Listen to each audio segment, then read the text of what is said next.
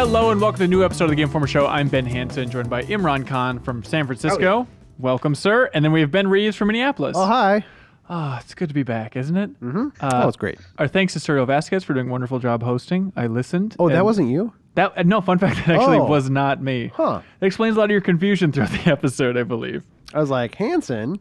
It's so fun to listen to those episodes. Uh-huh. And I took a lot of notes. I'm like, oh, this bothered me. But it's fun because like I just want to scream into the phone. Like when you guys were like really going hard against Stadia, which I won't stand for. I think it's interesting, and I'm a Stadia defender. And it's just like I was screaming to my phone, like I want to be on that table so bad. And I assume a lot of people. I thought they were really down on it. I was surprised. We have a hell of a show going on here, folks. We're going to talk about Borderlands 3. Imran, you've played it, right? I did, in fact, play Borderlands 3. That's very exciting. We'll learn all about it. Ben Reeves, you insisted on talking about BoxBoy and now BoxGirl. Yes. One of your favorite series is now on Switch, so people can pay attention now. Here we go. And then, number one request, we need to talk about the Sonic the Hedgehog movie. So we'll get Kyle and Reiner in here for that. Shay's on vacation, otherwise he'd be here just weeping from the beauty of the Sonic talking about the it Hedgehog nonstop to everybody who will listen on his vacation. I guarantee it. Also, look, we're going to talk about VR. I know some people love it, some people hate it, but the VR wars are heating up again in a very confusing way. We have the Valve Index, the new headset, the Oculus Quest, which is a very impressive piece of tech we're going to talk about, and then throw in there Labo VR, because we have Breath of the Wild in full VR, which is insane. If you had promised me that like 3 years ago, I might have been really excited. Did you play it? Yeah. And like it took 3 seconds for me to feel just gross inside. Hey! All right, let's see what Kyle thinks of it later on in the show. Then we have some great community emails, and then back half of the show, I'm excited about this. This is very exciting. This is Wan Hazmer, who goes by Haz, who's somebody that I spent a lot of time with back on our cover story trip for Final Fantasy 15, because he was a lead designer on Final Fantasy 15, and he speaks English. Oh. And it's that rare instance where he spun out, made a new indie studio. They're making a new game called No Straight Roads. That's described as a game about an indie rock band toppling an EDM empire. It's an action game that's with a strong musical element in it. But anyways, Spun Out is making this indie game now, and it's that amazing instance of, oh my gosh, somebody who speaks English, was within Square for years and years and years, knows about all the development of Final Fantasy Versus 13 and 15, and we get him to talk a little bit about it. He's not fully transparent, but it's definitely a deep dive on the development of 15, which is incredibly rare, so I hope people appreciate that. So anyway, stay tuned for that. Also, audio and video quality could be better. I apologize. The connection was a little bit weak, but hey, it's a good chat. Definitely stay tuned for that. For now, Borderlands 3. Imran Khan, you got to play Borderlands 3. After all that, the grand conclusion is that, you remember how everyone was like, hey, that looks like more Borderlands? It is absolutely just more Borderlands, but that's not a bad thing. But that's not a bad thing. Was it Boring Lands? It was not Borderlands. It was straight up, hey, these are all the lessons we learned from Borderlands 2, and this is the 5 to 6 years we've spent fixing those games, making them better and bigger and refining that formula to what I think is actually a fairly pitch perfect idea of that concept. That's great. Yeah, they had a stream yesterday and I watched all of it, and it's amazing how much gameplay they showed. I think they're really being aggressive with this marketing rollout, which is kind of fun to see. But it definitely started with hey, here's the opening of the game, here's Claptrap telling some jokes that are pretty hit and miss. And it's like, okay, this really is more Borderlands. Yep. But then I think as the demo and the gameplay progressed and they get to the city on the new planet Promethea, which is the head of the Atlas Corporation, apparently, it's like, oh, this is looking different. And then even before that, I guess, when they showed off a spaceship, which is your little portable home base that you're using to fly to all these different planets. The spaceship, of course, is called Sanctuary 3. It's like, oh, here's some different things. This is actually Mass Effect Borderlands? That could be cool. Any game that has a space station home base, I am twice as interested in. Sure. You know what it actually reminds me of, not instead of Mass Effect? It reminds me of Wolfenstein 2. Oh, the big ship tanker thing that you're in. Yeah. Okay. It's just not a huge thing. You can, it's about the size, I would say, of Sanctuary 2 in Borderlands 2, but it's a very nice little homey area, and you can make your own base that's naturally themed after your character, but you can set it up with weapons and decorate it as you want, kind of like the house in Breath of the Wild. That's super fun. Okay. And they have cool. A lot of little gizmos in there, of a slot machine that if you lose, it pops out a grenade, like they showed in this stream. Or they also have a vending machine that just spits out all the loot that you might have missed, while Yeah, roaming which around I the think is world? a great thing. Well, yeah, that's 'Cause, really like, good. Borderlands is kind of bad. Like, even during the demo I played when I beat the boss, the thing you're supposed to collect from the boss fell on an inaccessible area I could not get to. But maybe they So I had to, intentionally like- did that so they can show I, off like- the new system. I mean, I had to do some, like, weird jumping to, like, kind of just jump up and grab it, like, the height of the jump. So it kind of worked out, but it's nice to know that if that does happen, I'm not completely screwed. Right. So how much did you get to play then? Like, walk through what you played of the game. So I played about 90 minutes. They put you in a story mission where you're landing on Promethea, which is the planet that Atlas is based on. So the story of this game takes place after Tales of the Borderlands. So Reese is already, like, he's head of the Atlas Corporation. Handsome Jack is gone and dead, and like the AI is gone.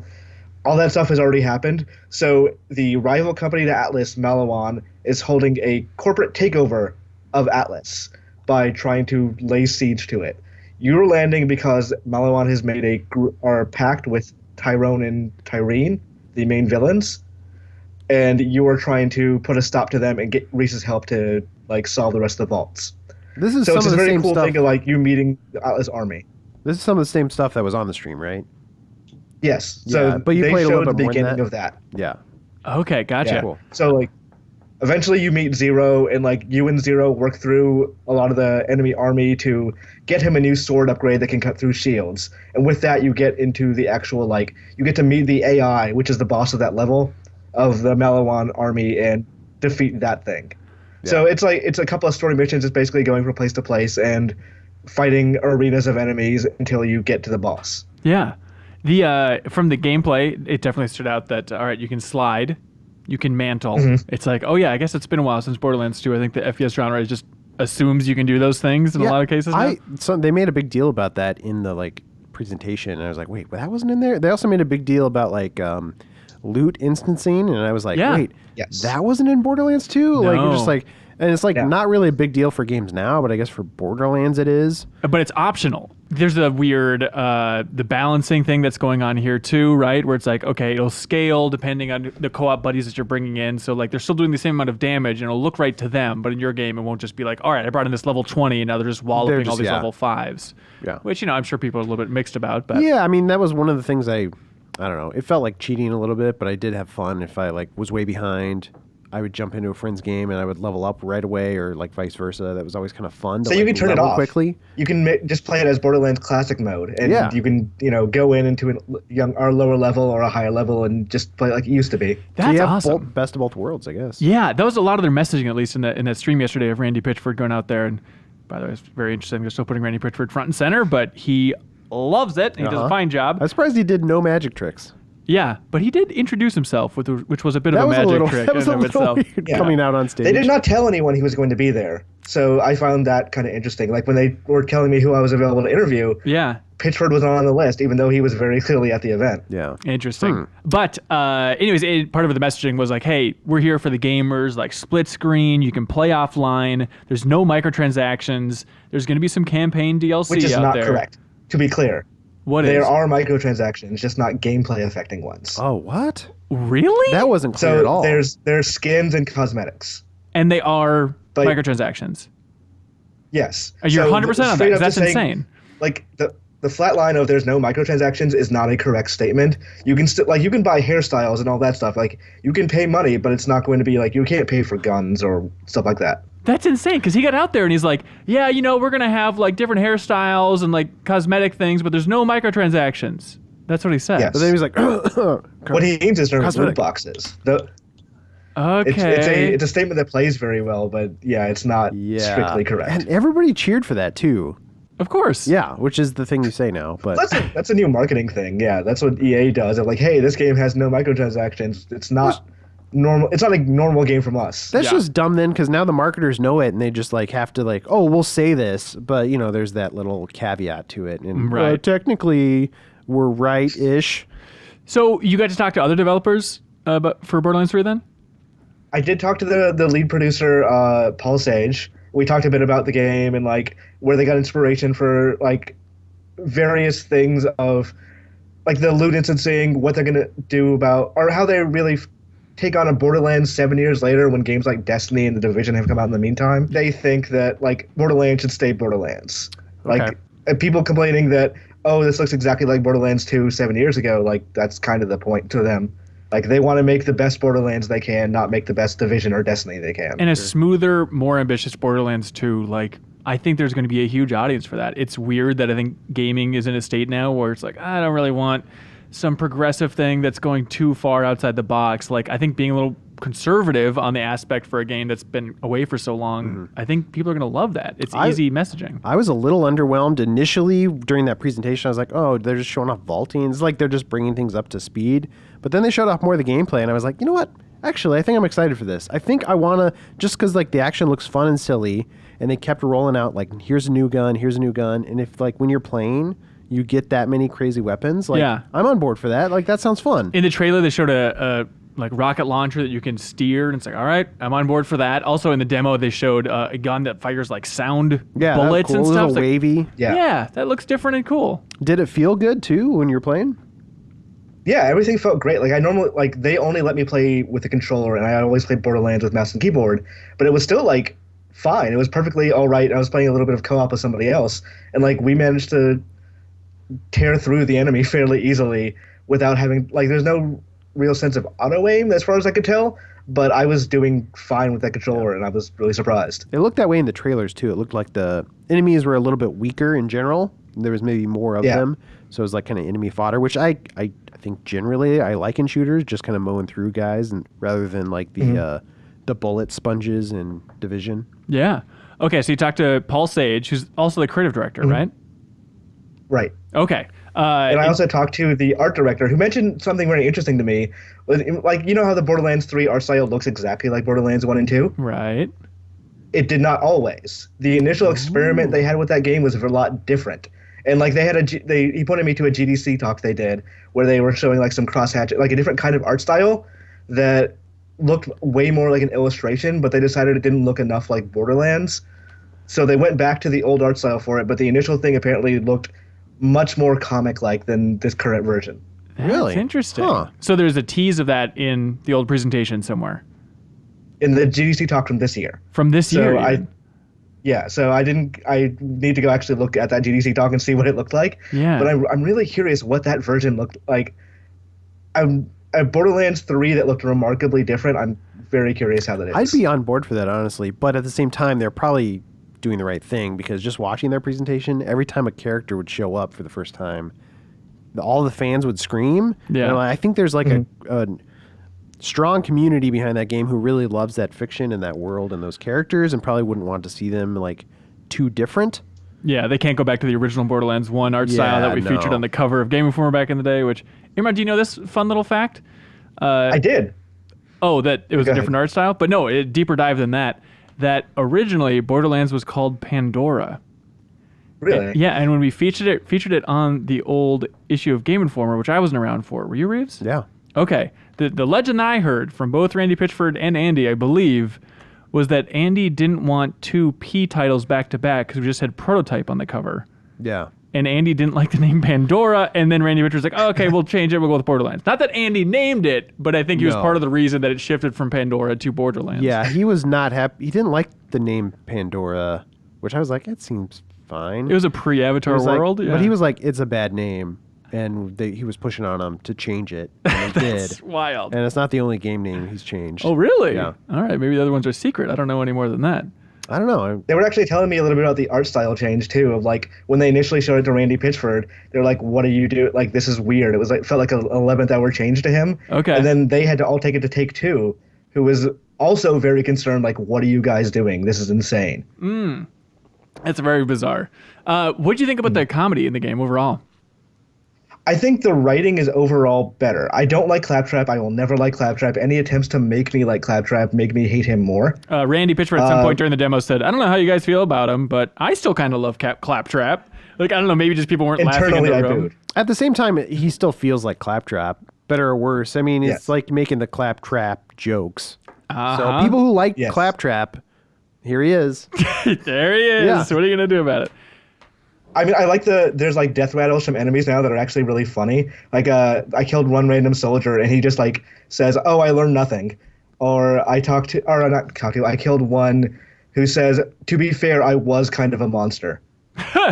That's good. Yeah, I think I was outside of the claptrap stuff in that demo that they gave yesterday at the presentation. I was like, okay, I think it's a little bit funnier than I expected, having like the user agreement, like the Windows 95 prompt on the screen, stuff like that. It's like, okay.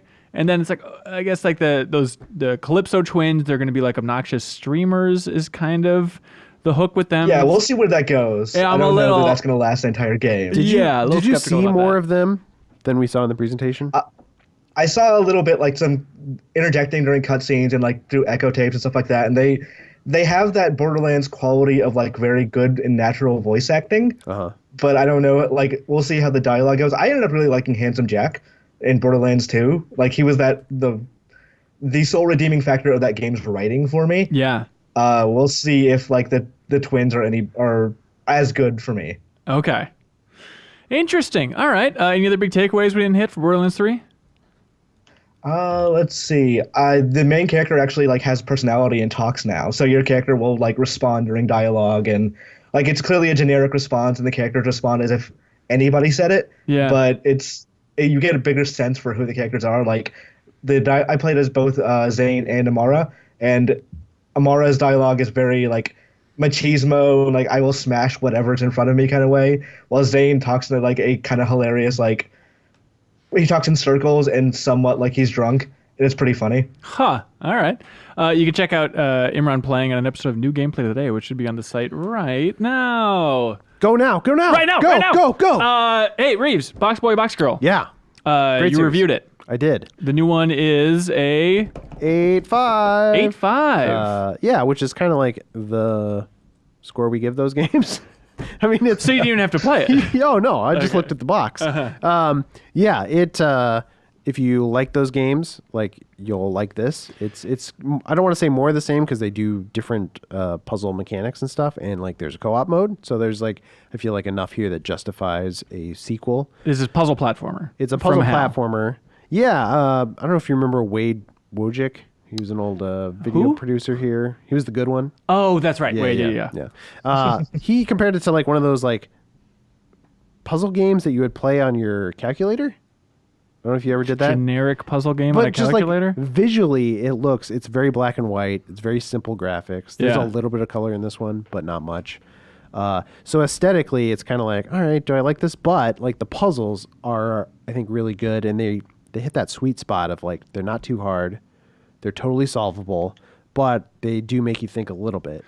I'm kind of tempted by this. I've always wanted to get into the series. The idea of it being on the Switch is tempting. Also, I've really enjoyed Baba Is You this year, and it's like, I think I'm used to trying to solve puzzles on the Switch now. I want to keep that rolling. If you can do Baba Is You, you can do BoxBoy. I never said I could do Baba Is You. I'm trying to get through Baba Is You. Well, I don't know. If you're intrigued by Baba Is You, because I think that game's hard, and BoxBoy is not. I would not consider it a hard game. Okay. But it is a fun game, and it basically, just to like go over it, if you're not familiar with the series, you're this little box character.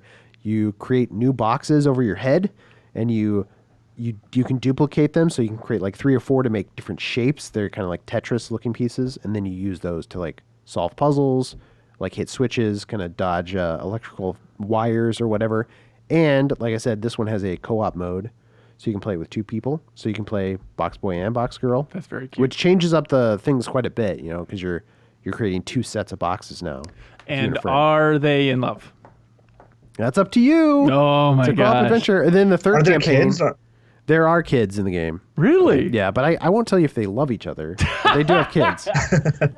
And then there's a third campaign where you play as this tall box who's like twice as tall as everybody else, and like. He's actually pretty fun. I like that one. No good. Is this like a cheap thing? Because they're pretty cheap on the eShop for 3DS. I believe they're like $10 or something like that. Oh, really? Yeah, it's pretty cheap. Oh. Totally worth it. Done deal. BoxBoy, BoxGirl, and Switch. Out of curiosity, Reeves, is there Amiibo support? Because there's a BoxBoy Amiibo that never came out in America. Oh, really? I didn't even know about that BoxBoy Amiibo. Good question. I don't remember seeing Amiibo support functionality. What do you guys think I don't even know what that would do. There are a bunch of like costumes you can unlock in the game. Okay. What do you guys think about like the state of Amiibos? I was thinking about that the other day. It's just like, I guess there's still a fan base about it. I don't really see it or engage with it. anywhere, but Nintendo's always just like, it feels like it's somewhere in this direct. We'll mention amiibos, but no one's going to be jazzed about it. I think they right? got burned hard on the Animal Crossing ones. Like those didn't sell at all. How do you know that? So like, because I know they reported it like in a financial briefing that like, yeah, the Animal Crossing ones didn't do well and retailers returned them.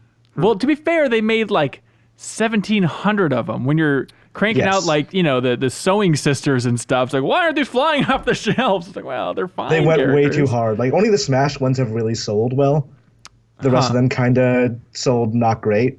Yeah. Are they making a Joker amiibo? I would just maybe because they didn't make DLC ones for these characters or the Smash 4 DLC. Well, they made the next Cloud. game. Oh, I see. Yeah, it took a while, but Cloud eventually came out. Yeah, because I got the one sitting on my desk. I assume so. They did make Mii's. Yeah, they're generic Mii's. Oh, Mii's. Okay. Oh yeah, but like Ryu, like the Street Fighter guys. I don't know. Oh, Ryu. Yeah. Okay, so they made Ryu and Bayonetta, but Cloud didn't come till the next one. So I don't know. Maybe they will make a Joker one. That's very confusing. Cool. Let's see. Other odds and ends here from Game Informer. There's a sci-fi horror game called Observation, first-person horror game that JV is apparently hot on. And we have an episode of New Gameplay today showing off like the first hour if you're interested in that. It looks really cool. Yeah, it does look neat. This isn't just a JV thing. This is legit. I swear to God. I went in with no expectations. Really impressed me. What's it like? It's like Five Nights at Freddy's, but you're a space robot. Okay. It's really good sci-fi horror. All right. So I guess far. it's like from some former Alien Isolation devs and Stories Untold devs and stuff like that. So you can check out that gameplay video if you're interested. Other than that, Imran, did you have thoughts on this new Earthworm Jim game that's exclusive to the Intellivision Amico? I have thought. Well, one, I think Doug TenNapel has said a lot of things on social media in the last couple of years that kind of automatically disqualifies this from something I want to, look at in the future myself. And who is definitely that? him. He's one of the creators, right? Yeah, he's the actual designer of Earthworm Jim, or the character creator, I would say. Is he the one that drew that picture for Reeves? No, he was the non-racist one. Oh, I see. Yeah. I see. But yeah, I mean, if you're gonna put something on the Amico is which is a system that no one knows anything about. Mm-hmm. Like that is a stunt. That is, if that game exists, it's coming out on other things. So whatever they're doing, whatever they're announcing now, I don't have any actual confidence in. Well, you think it's something that they're building towards an actual release of something else, like a marketing stunt, like you're saying? I assume that somebody is paying them to release it on Amico and then release it on other things. But they can still get out there with the messaging of, hey, it's exclusive, technically, but they don't say for how long or anything. And it's obviously the connection of Tommy Tallarico, who is part owner of Intellivision now at this point, and then also did the music for the old Earthworm Jim game. So it's like, if there's going to be one game that's exclusive, it's kind of a fun, fitting thing that's going to be Earthworm Jim. But it's odd. It's an odd announcement to partner the Intellivision with Earthworm Jim. Did they show that off? I haven't seen that. I think it's just a piece of art. They're doing a live stream or something like that as well. They showed like the hardware case or whatever, but like they've not actually shown anything beyond that. And honestly, when people show things like that, I kind of assume it's a scam until they actually show games. Wow, skeptical. All right. You still think Ouya is a scam, right? I mean, well, it's not. I'm not convinced it's not. You don't have to answer that, honestly. Well, seriously, on planet Earth right now as people are listening to this, is there a single person playing an Ouya? Does anybody have an Ouya controller in their hands? Sure. Yeah. I'll go with yeah. Yeah, I'm going to go with 4 people. What do you think? They're not very comfortable people. I'll tell you that. How many did they sell, you think? I think it sold decent.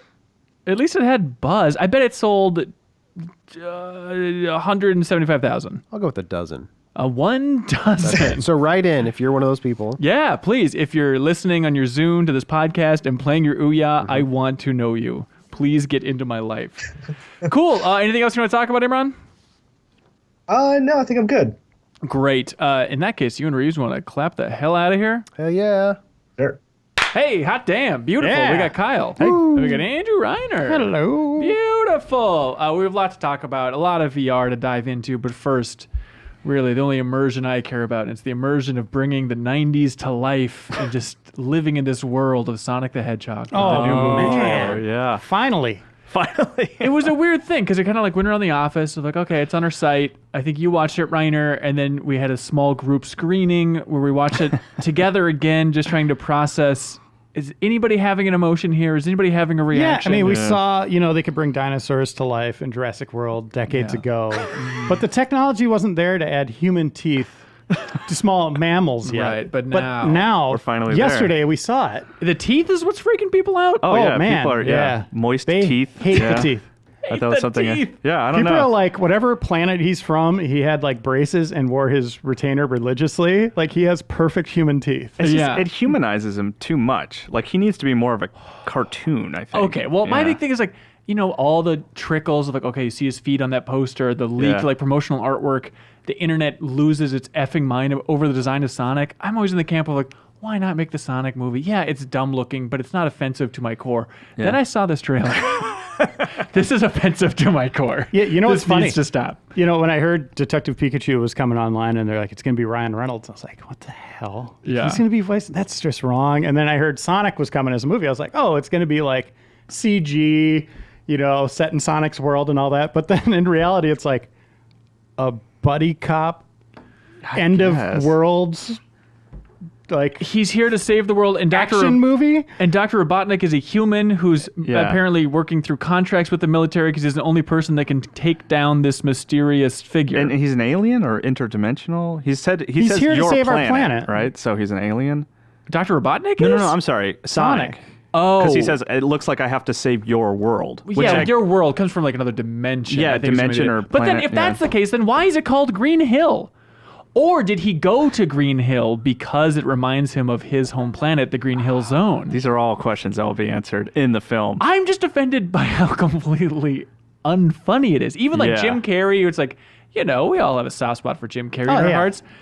That scene that they chose, maybe his funniest scene, or so they thought, of like, this is where he's really showing that Jim Carrey personality. And he's just like interrupting the military the guy. Dr. Evil gag from like the Yes. original Austin Powers. That sucks. And he does like the robot head trying to make the most of it that he can, and delivering this long monologue about why he's more superior than this military guy. Yeah. Even that sucks. Like the mumbo jumbo is borderline mumbo jumbo. Yeah. Like it's just like a flat nothing. Can I say I like how he looks?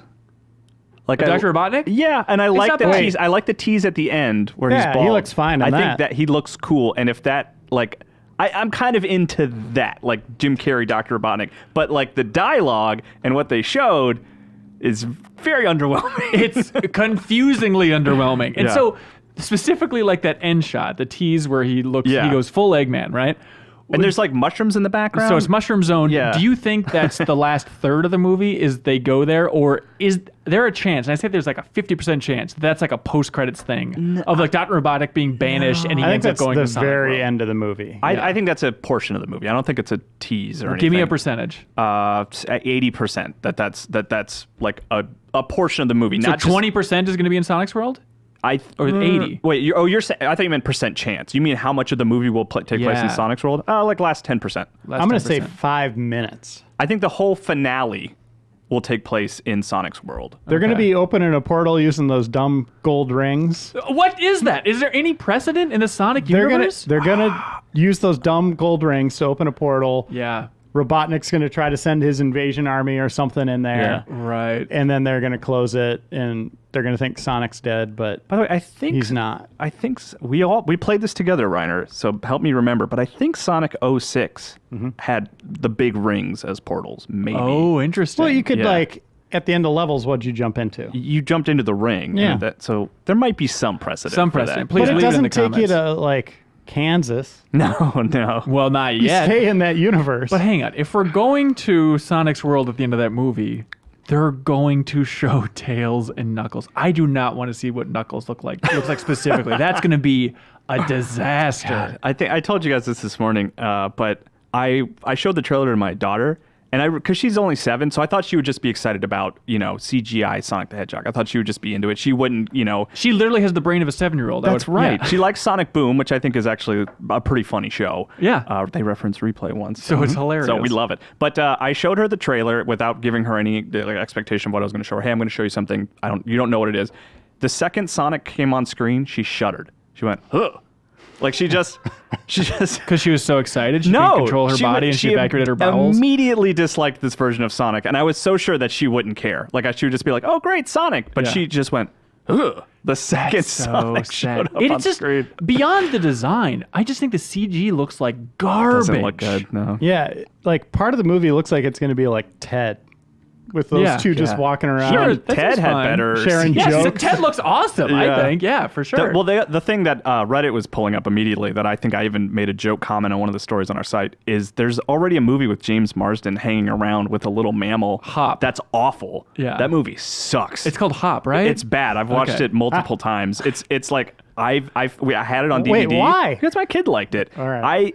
I got rid of that DVD so she would stop asking to watch it. Like that's how much I dislike that movie. Bad dad alert. I got rid of this thing she loves. You're in trouble, kid. like- I'm throwing this away. But she had the people on Reddit put screenshots side by side of like almost the exact same shot I of him know. sitting in a car with like a little short mammal to his right. It's insane. It doesn't look like anything born of the Sonic universe. It looks like No. another plot they had or a movie they already filmed and like, let's just throw this license Well, in there. at least they got the music right. Gangster's Paradise. Like if we were racking our brains, and it's like I guess there's a '90s connection. It's not like it's from '91 or whatever. Sonic. That's '91, right? But yeah, and then so. people are like, "Oh, it doesn't look that bad. You know, it's going to be great for kids." But it's like that's not who they were going after. It's very clearly the people that grew up with it, with their They have the word Genesis in the Genesis, trailer. Yeah. I don't know. And Ben Schwartz is. I love The Ben. voice I love sucks. Ben Schwartz, and I don't know him going meow and. It's too flat. I was expecting more Yeah. like well, blah, blah, blah, like BB-8 Yeah. basically. Yeah, which he yeah. also Oh, voiced. yeah. Okay, you get in the recording booth and you're all jacked up. You're going to do Sonic, Yeah, and then yeah. they bring in the render of you, and you just immediately go, Just frown. All of my lines would just be gagging sounds at that point. This is a rare instance where I don't think the internet's overreacting to how No. crappy this looks. I always have an open mind about this kind of For stuff. sure, Like, yeah. oh, we'll see. It's just a trailer. But every second of that, I was like, this is really bad. So This is not funny. well, this you does got- not look fun. Will you guys see it? You think? on a plane. I'll probably go see it. In the And then theater. I'll try to jump out of the plane. Yeah, I'm sure you will. I'm sure your daughter will be tortured. I through think, the well, entire even thing. outside of going to every children's movie because I'm an insane person, I just want. I'm fascinated to see what this thing looks like ultimately. I'm very pessimistic, but I want to see it. You know, Why wouldn't you make it just a CG one set in Sonic's world? Because that's really expensive, to be fair. that's what It's they're true, doing. like, yeah, that's that's what expensive. they're Yeah, doing. Jim with Carrey. Yeah, he doesn't cost anything. Wow, what are they going to do? Trade Jim Carrey for an entire world? I don't know if that works. Sure. I'm that's what they're excited doing about with Jim Carrey. Mario, right? Illuminations, like theoretically doing a full CG film. Right. Yeah. What do you think? Try and predict the future right now when you're on this podcast talking about that trailer like 2 years from now or whatever. For Mario. Yeah. What do Okay. you think will be the big complaint? Fart jokes. Fart jokes. Oh, there's going to be a butt joke in the first trailer. He's going to bounce on his butt and fart Yeah. on a Goomba's head. That sounds pretty funny. Despicable Me has a lot of fart stuff in it. Yeah. Too disparate from the visual style of the games. I think they'll try to do something original, and it'll come off as just bad choice. Really? People won't like Adam Driver being Mario. Yeah. There's a lot to complain about there. Italian stereotypes, they'll still think those are fine. That's going to be tough to dodge. Yeah. I don't know how you Yeah. do it without that. That's rough. Wise Man on the Mountain from Jackbox Games, Arnie Niekamp, friend of the show, he's been on it before. He had a tweet that summarized a lot of things. Where he just said, hey, we're spoiled on good movies because we're shook by how bad a Sonic movie looks. It's like, that might be a good take. So he's saying like we should have had low expectations. It's such a we got Avengers Endgame. It's such a high bar for entertainment recently that we're like, a Sonic the Hedgehog movie sucks ass. It's like, yeah, of course it does. Like, we should not be surprised by this. I mean, in all fairness, though, like when you hear Sonic, you expect it to be the Sonic we know. Like they got that license because it was popular, and then it's like something completely different. Right. We have every right to be like, what is this? Yes. Yeah, you were in the right, you guys. Exactly. Leo in the booth, can you look up the Rotten Tomatoes score for the first Mario Brothers movie? Ooh, Yes. I think it's like in the 20s. Okay. I'm trying to think of just Rotten Tomatoes score. Let's see. I think Detective Pikachu is going to be like a 63%. Is that fresh? Oh, that's fresh, baby. Oh yeah, I think it'll be fresh. Hey, the first screenings are out there. People buzzing about it. Gaming press is buzzing. Yeah, like IGN, Screen Rant. Oh, I mean, really? Sykes Okay. said, I don't think they really. I mean, we haven't gotten an invitation to go, but we're not in Los Angeles. Bert's so. loving it. Super Mario Bros. Has a 21% on Okay. Rotten So Tomatoes. Sonic the Hedgehog higher or lower than original Mario movie? Higher. Lower. Yeah. I say I'm lower. going to 6. 6%. I could see it being a 12 to 13. I'm going off a little bit of like lately, just across the board, Rotten Tomato scores have been inflated. I don't know what's going on. Really? I feel like you're either 90 or like 40. It's weird. What are you basing that on? I don't know. There was a AV Club had an article about it too. Like scores are just raising for some reason. I don't know if they're limiting what critics go see movies or what, but I think it'll be higher than 20. Okay, we'll see. Time will tell. Hey, you know what's higher than 20?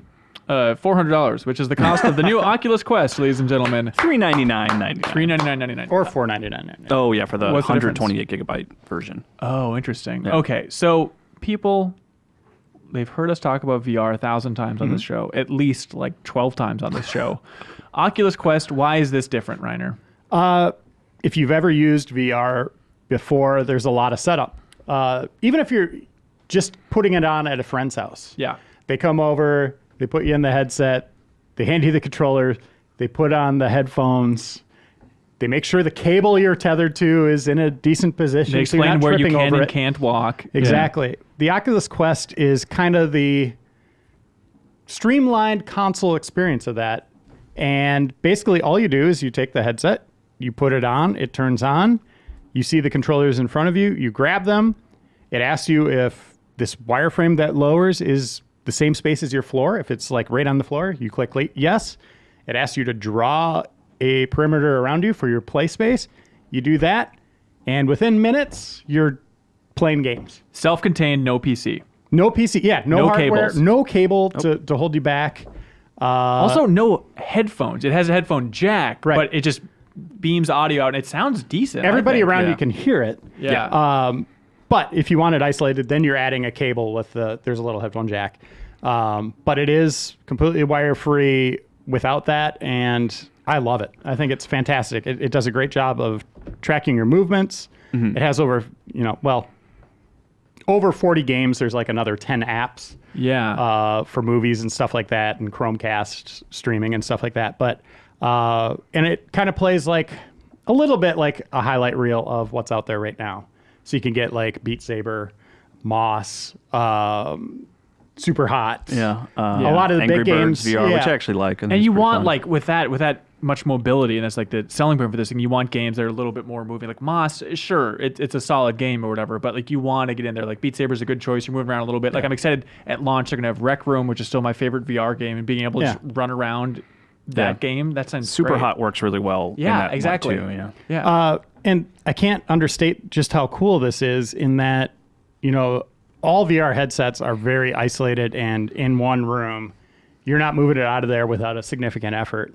This one, you could just throw it in your backpack, go out and play it in a park. And make the perimeter just the entire park. You can, yeah. I drew one that was like, it limited my space. It was like 20 to 30 feet, something like that. It Okay. was big for room scale. But you could do it anywhere, right? Like as long as you have, if you're sitting like 4.5 feet, they say, or if you're standing or you're trying to do room scale, it's like 6.5 feet. Yeah. As long as you have that kind of room around you, you can play it pretty much anywhere. It's a little bit heavier. Yeah, but and this is always a problem with the VR headsets today. All of them is you feel the weight of the screen on your forehead a little bit more than you want to. Yeah. Obviously, that's going to change over time, but that is one thing. It is pretty comfortable. I like the padding around the lenses. The straps, I thought were going to be a problem. I didn't really feel them at all. Yeah. It is slightly heavier than just the standard Rift just because Right. there's tech Yeah. in there. But it's not too... I didn't feel a lot of strain from it. No, but the resolution looks great. I think like the games that I tried at least ran just fine. It's crazy. Great compared to everything else out there. You're still like when the Harmonix logo comes up in Dance Central, you still see the pixelation. A little bit. That's always the VR thing that people don't talk about enough. Right. Yeah. And that's the next step, right? Like when those screen prices come down, even if it's like a new technology that we don't know about yet, but what we want is just crystal clear display, lighter, more like glasses. One cool thing is it has the through cameras. So It's crazy. It's so hard as you're to sell how weird this is. when you put Yes. it on, you're seeing your world in like 20 frames a second. I don't know what it is. And it's like black and white. yeah, it's like a security camera, a bad security camera. And you're like, I don't know, like 6 inches further back than your normal perception. It will freak you out because it also doesn't just look like, oh, it's just a camera that's showing you everything. It's the computer vision, right? Yeah. So it's like it looks like a 3D model that's a little bit off of the room you're in. It'll freak your brain out. It gives the world a frame rate, which is weird. It is so weird. So when you draw that perimeter, it brings up something called the Guardian, which is this wireframe net that's around you. When you start playing the game, you won't see that anymore unless you penetrate it. Yeah. Or get close to. If you get close to it, it brings up a blue grid, and you see it, and it's like, oh, I better back off. If you penetrate it, it turns red. Yeah. If you go too far into it, those cameras come to life. Your game stops. Those cameras come to life to show you where you are. Like, are you going to punch Grandpa in the face, or or knock over a lamp? And then if you stay out there, it'll tell you to remove the headset. Yeah. It's very cool. All the technology, the ease of play, the speed of play, the game lineup. It's the biggest epiphany I've had in VR since, first trying on my first VR headset. It's like, oh my God, I this totally is it. agree. But for me, it all comes down to the library. And this is a confusing thing. Kyle, you talked to Jason Rubin recently from Oculus, trying to figure out what this store is like. It's not one-to-one with the other Oculus stuff. So I'm trying to figure out how limited is this library? Can I not cross-pollinate with Steam, which I could before with the other Oculus? There's ways to kind of get around that both ways. I think you're severed from Steam at this point.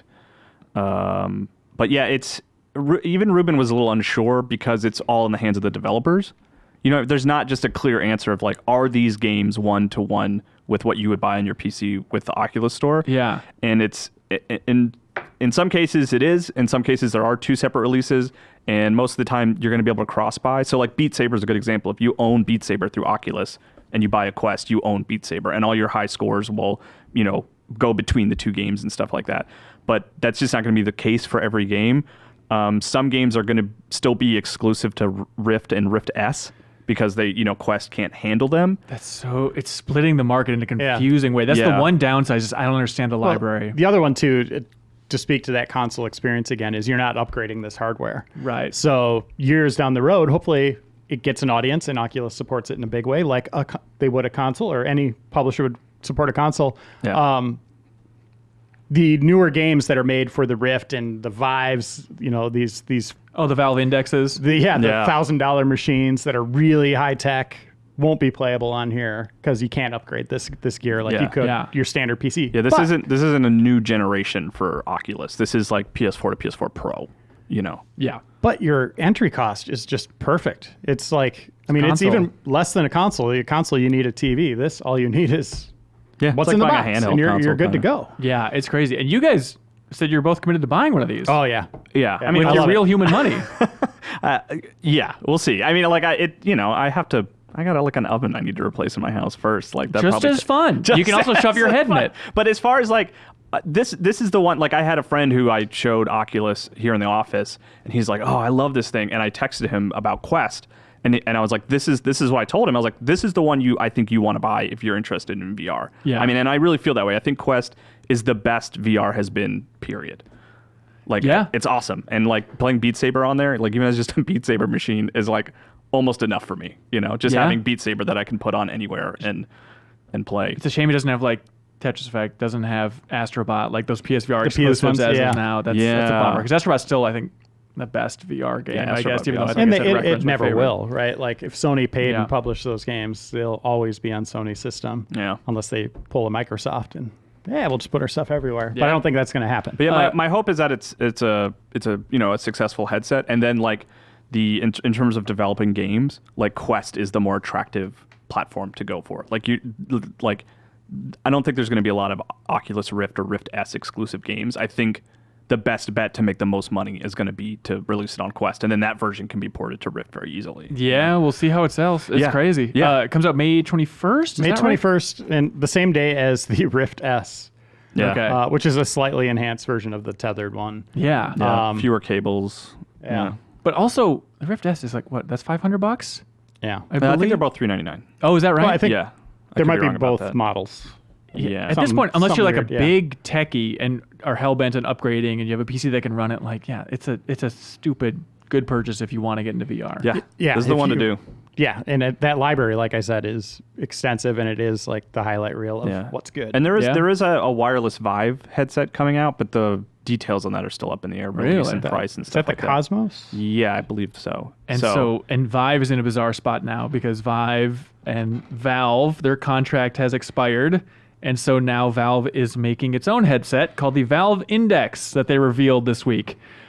Hey, Valve hardware, everybody. This should be exciting. But I feel like after, maybe it's a double whammy, right? Of after the controller and after Artifact, it's like we've had a couple misses from Valve as they've, come out from behind the chocolate factory again to start revealing things. And now it's like, hey, here's $1,000 for the premium set, $1,000 VR headset. Who's on board? It's, I don't know. I see Oculus going one way of like, hey, VR is very cool. Let's open it up to the masses and see how many people we can get with this really user-friendly thing. And Valve is more like the power of VR. Let's show how far we can take this. Yeah. By mounting stuff on your walls and still having you tethered, but just state-of-the-art technology powering it. Real beefcake. Yeah, I mean, the pitch for that one is that it eliminates that, they call it the screen door effect, that you can still count pixels to a certain degree, We'll see. And we haven't put our heads in one of those yet, but Is anybody excited about this?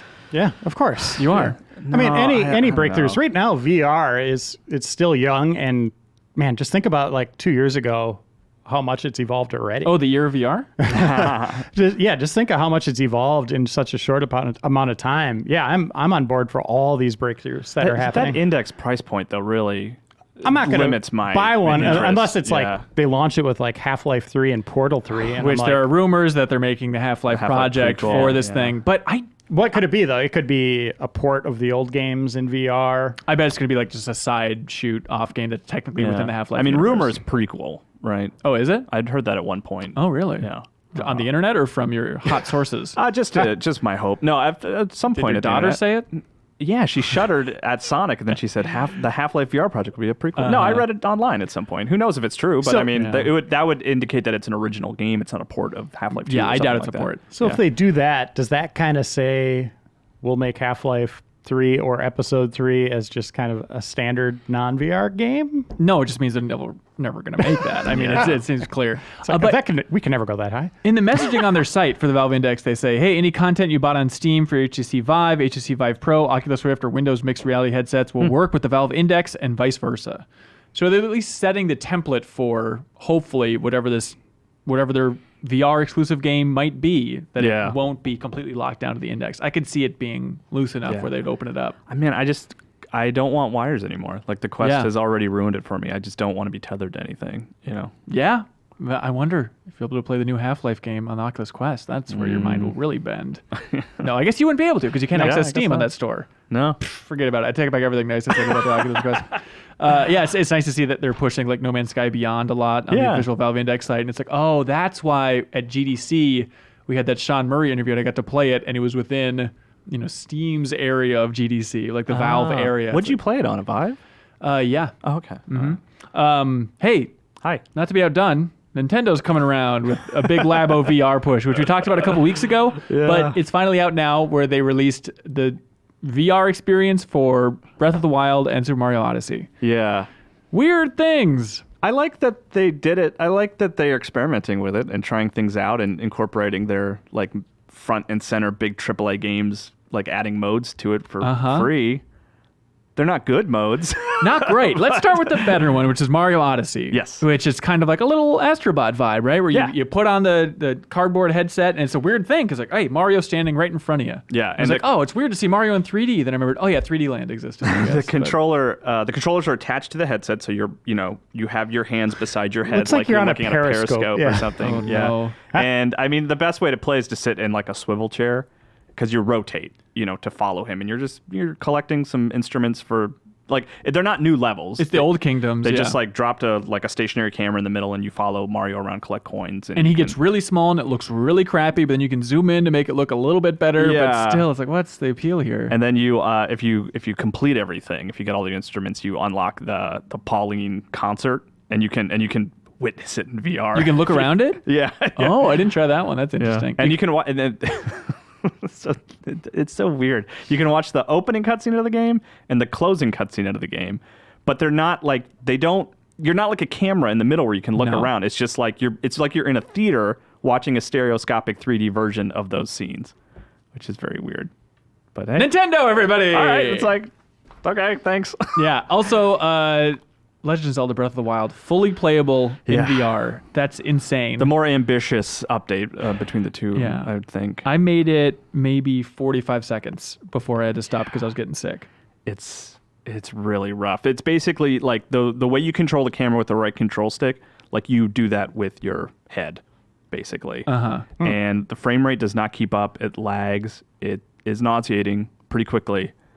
I was interested in it. I like the idea of it, of like, you're like furrowing your eyebrows at me, but like, Yeah. I like the idea of like walking around the big open world, seeing Hinoxes and stuff like that, which are huge because VR does that really well, is like showcase of scale, but it just like, it's too there's not enough integration, and it just is nauseating. Like it doesn't, I mean, it works, but it's just not, I can't imagine playing the game that way for more than 20 minutes or something like that. Oh no! Yeah. I think I would love to hear from the Zelda diehards, Nintendo diehards that are like defending that. Like, it seemed like Game Explain Yeah. on YouTube were fans of theirs, that they were like, "Oh, it's the way I prefer to play now." It's like, really, like holding your hands up by your head and getting nauseous. Like, I mean, we tried also the thing of like we turning off the motion controls and just like laying flat on your back and putting the Labo on your face and balancing it on your head. But then you don't take advantage of any of the sort of virtual reality aspects of it. It's just playing Zelda with a slower frame rate. You can count the pixels on screen, and you just move and you just play normally. You're just controlling the camera with the right control stick. It's not great. do you still recommend people get Labo VR for the little Nintendo experiences though, outside of these two? Yeah, like I like Labo VR the kit. Like I Yeah. like the games that come with it. Like because they're short enough, they're quick enough. They take advantage of. They were built from the ground up for this version, for Labo VR. And there's some fun, interesting stuff in there. There's some silly stuff. There's some weird stuff. But like Mario is like okay. It's kind of a fun novelty. But Zelda, I like don't buy Labo VR to play Zelda in VR. Like just Unless don't. you're a VR fanatic and want just a really subpar experience. I mean, if you're a VR fanatic, you know the better version of VR already. You're right. You You're right. I take it back. Do you guys want to move on to emails? Sure. Wahoo!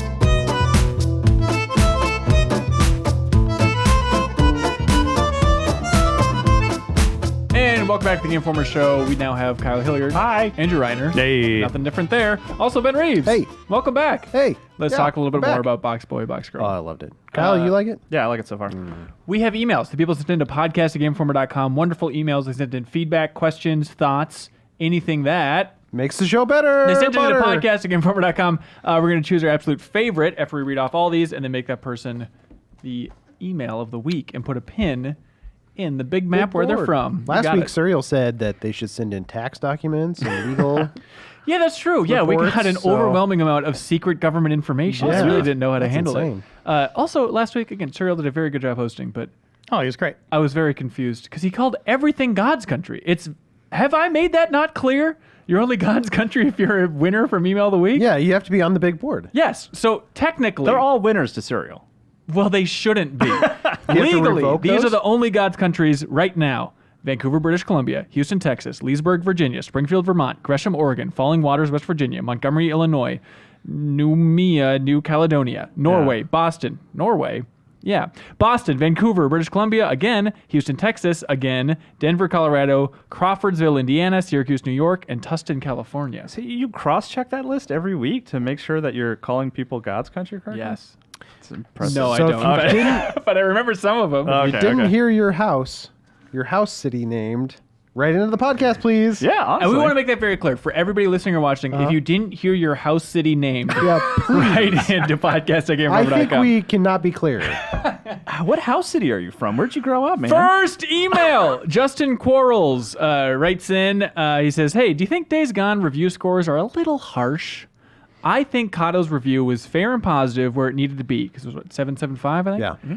But that 6.5 from IGN and 5 from GameSpot, really? I'm a decent way into the game and have yet to be unimpressed. I think there are a lot of people, myself included, keeping an eye on Days Gone based on premise alone. I worry of those people. Some happen to be those weirdos who won't buy a game for $60 unless it's a 9 or higher. Yes, those people legit exist in droves online, and I gotta give props to tightly informed consumerism. However, I want to tell those weirdos, stop listening to dorks tell you what to play. Swim in those effing 7s. You'll have so much more fun. What's IGN's average? Isn't that a 5? I don't know. So on our their- scale, it their would be a scale. 7? Yeah. Is it really a 5 over there? And yeah, I think so. And Yeah. Leo can look that up for us.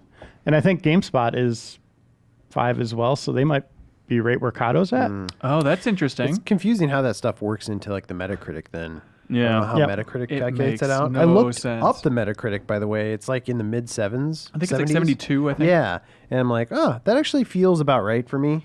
Yeah? Based on what I played. I love review scores. They're a great entry point into reviews, just getting the conversation started. But you got to do your research on the outlets, what they consider their scale to be, what they Right. call great, what they call good, average. But when they're all jumbled together, it's just a mess. Yeah. It yeah. really doesn't mean much. And so Days Gone for us is a notch above average, which is like, yeah, that It's seems like right. a C plus, Okay. Yeah. And Leo, what'd you learn? C plus. On IGN's scale, they describe a 5 to a 5.9 as mediocre. This is the kind of bland, unremarkable game we've mostly forgotten about a day after we finish playing. And what about a 6.5, which is what they gave it? Okay.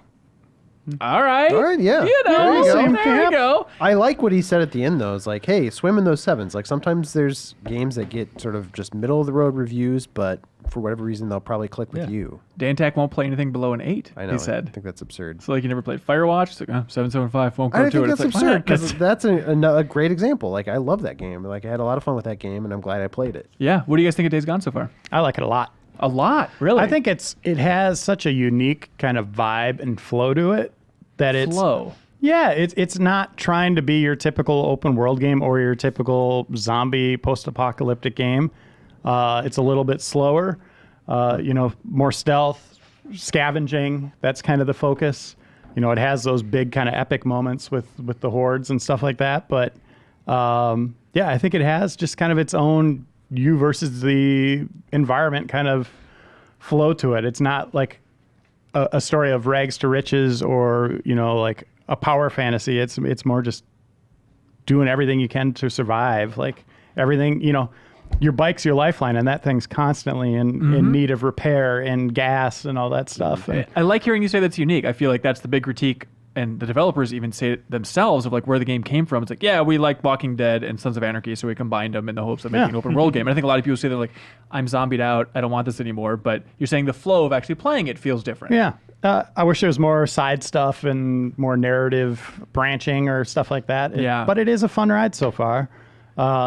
I think it's different. I think it'll have like a cult status at the end of the day. I think there's gonna be a lot of Days Deadly Gone Premonition defenders. type of, it didn't get a fair shot. I think that's where people will be at. I think it's going to, I mean, there were reports out of the UK that it was selling well. I think there are going to be a lot of people who are just on board for anything Sony first party and will buy it. And 5 years from now, we'll see Deacon St. John cosplay and be like, oh, that's right. Days Gone is the thing. Do you guys expect a sequel?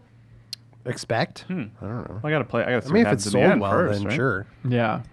Yeah, I mean, Sony's pretty good about that, right? Like, they know when to kind of hang up the hat if it's done or come back for more. I have a feeling if it's doing okay, they'd come back for more. But Yeah. they kind of have the heavy lifting of the first entry, the IP out of the way, and now it's just kind of building on that. Yeah. It's a weird spot. And I'm glad that Sony Bend was given so much time and, in theory, so much money, right, to make this thing happen. Like, Kato had an interesting analogy when he was playing it, where he's like, imagine if, like, Microsoft really got behind a game like ReCore and gave it, 5-6 years of development time to come out? It's like, that's kind of what Days Gone is. It feels like a B studio, with all respect, given AAA support. You know what I mean? they were a former AAA making Siphon Filter. We're making the AAA experiences for handheld, right, for Vita and PSP. Right, but AAA for handheld, that's like A. But But I hear you. now making, a big flagship title for Sony. I'm glad they got a shot at it. Reminds me of the Order 1886 a little bit Yeah. because it was a similar studio situation there, and that game looked really good and didn't play as well as I think a lot of people wanted, and also didn't sell super well. So I guess the comparison isn't complete. Yeah, that actually makes no sense. Yeah. And do you remember what Sony Ben Reiner was working on before this? As they basically revealed during a podcast interview, was Infamous on Vita, Yeah. which is a fun little tidbit that isn't that well out there, but I think it's an interesting thing to think about. That's neat. I would have played that You would have played that. for sure. Interesting. Yeah, I mean, maybe they've got the tech under wraps now and they fully understand how to make an open world with Unreal, which isn't done too often. And so, yeah, maybe they could crank out a sequel a little bit faster, but who knows? It's so weird to see just kind of how Sony operates. It's like all their teams are doing their own things. Yet you look at other publishers and it's like every Ubisoft studio worked on the Division 2. Yeah. There's a lot of cross-pollination of different studios, but Sony is just very much like, you guys take your time, make this game. I'm sure there's outsourcing like you wouldn't believe, but it's not like, okay, Ben, you're now Naughty Dog's B team. You're going to be making maps for Last of Us multiplayer. Yeah, and that even gets crazy to think about, like, you're talking about the open world, which there are more activities and stuff like that. Think about Sony Ben's experience, first time making an open world game, and even Sony hasn't made that many open world games, just like Horizon Zero Dawn and stuff, compared to the amount of iteration on open world design that Ubisoft has had.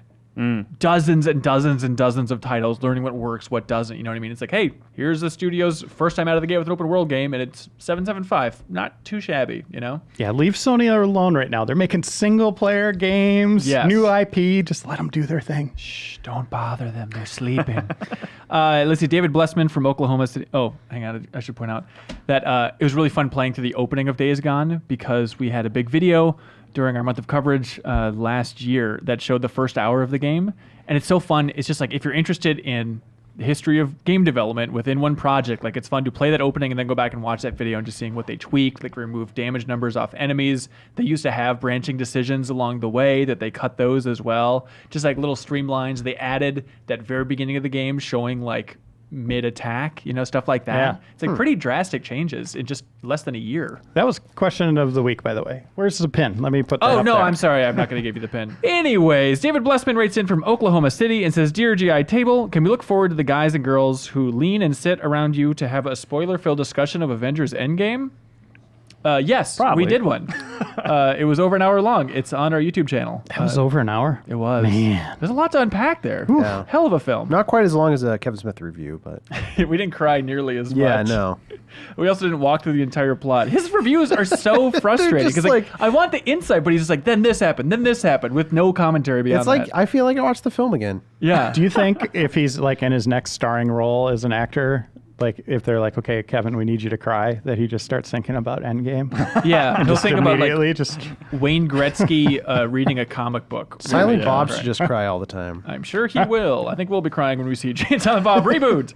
Hey, I wonder if that game's still in the works. Remember when we had Jason Mewes on the podcast a while ago? That was a Yeah. weird time. That was What a weird happened with that? time. What happened with that was it took 40 minutes to get Jason Mewes to understand Skype, which was very Oh, frustrating. great.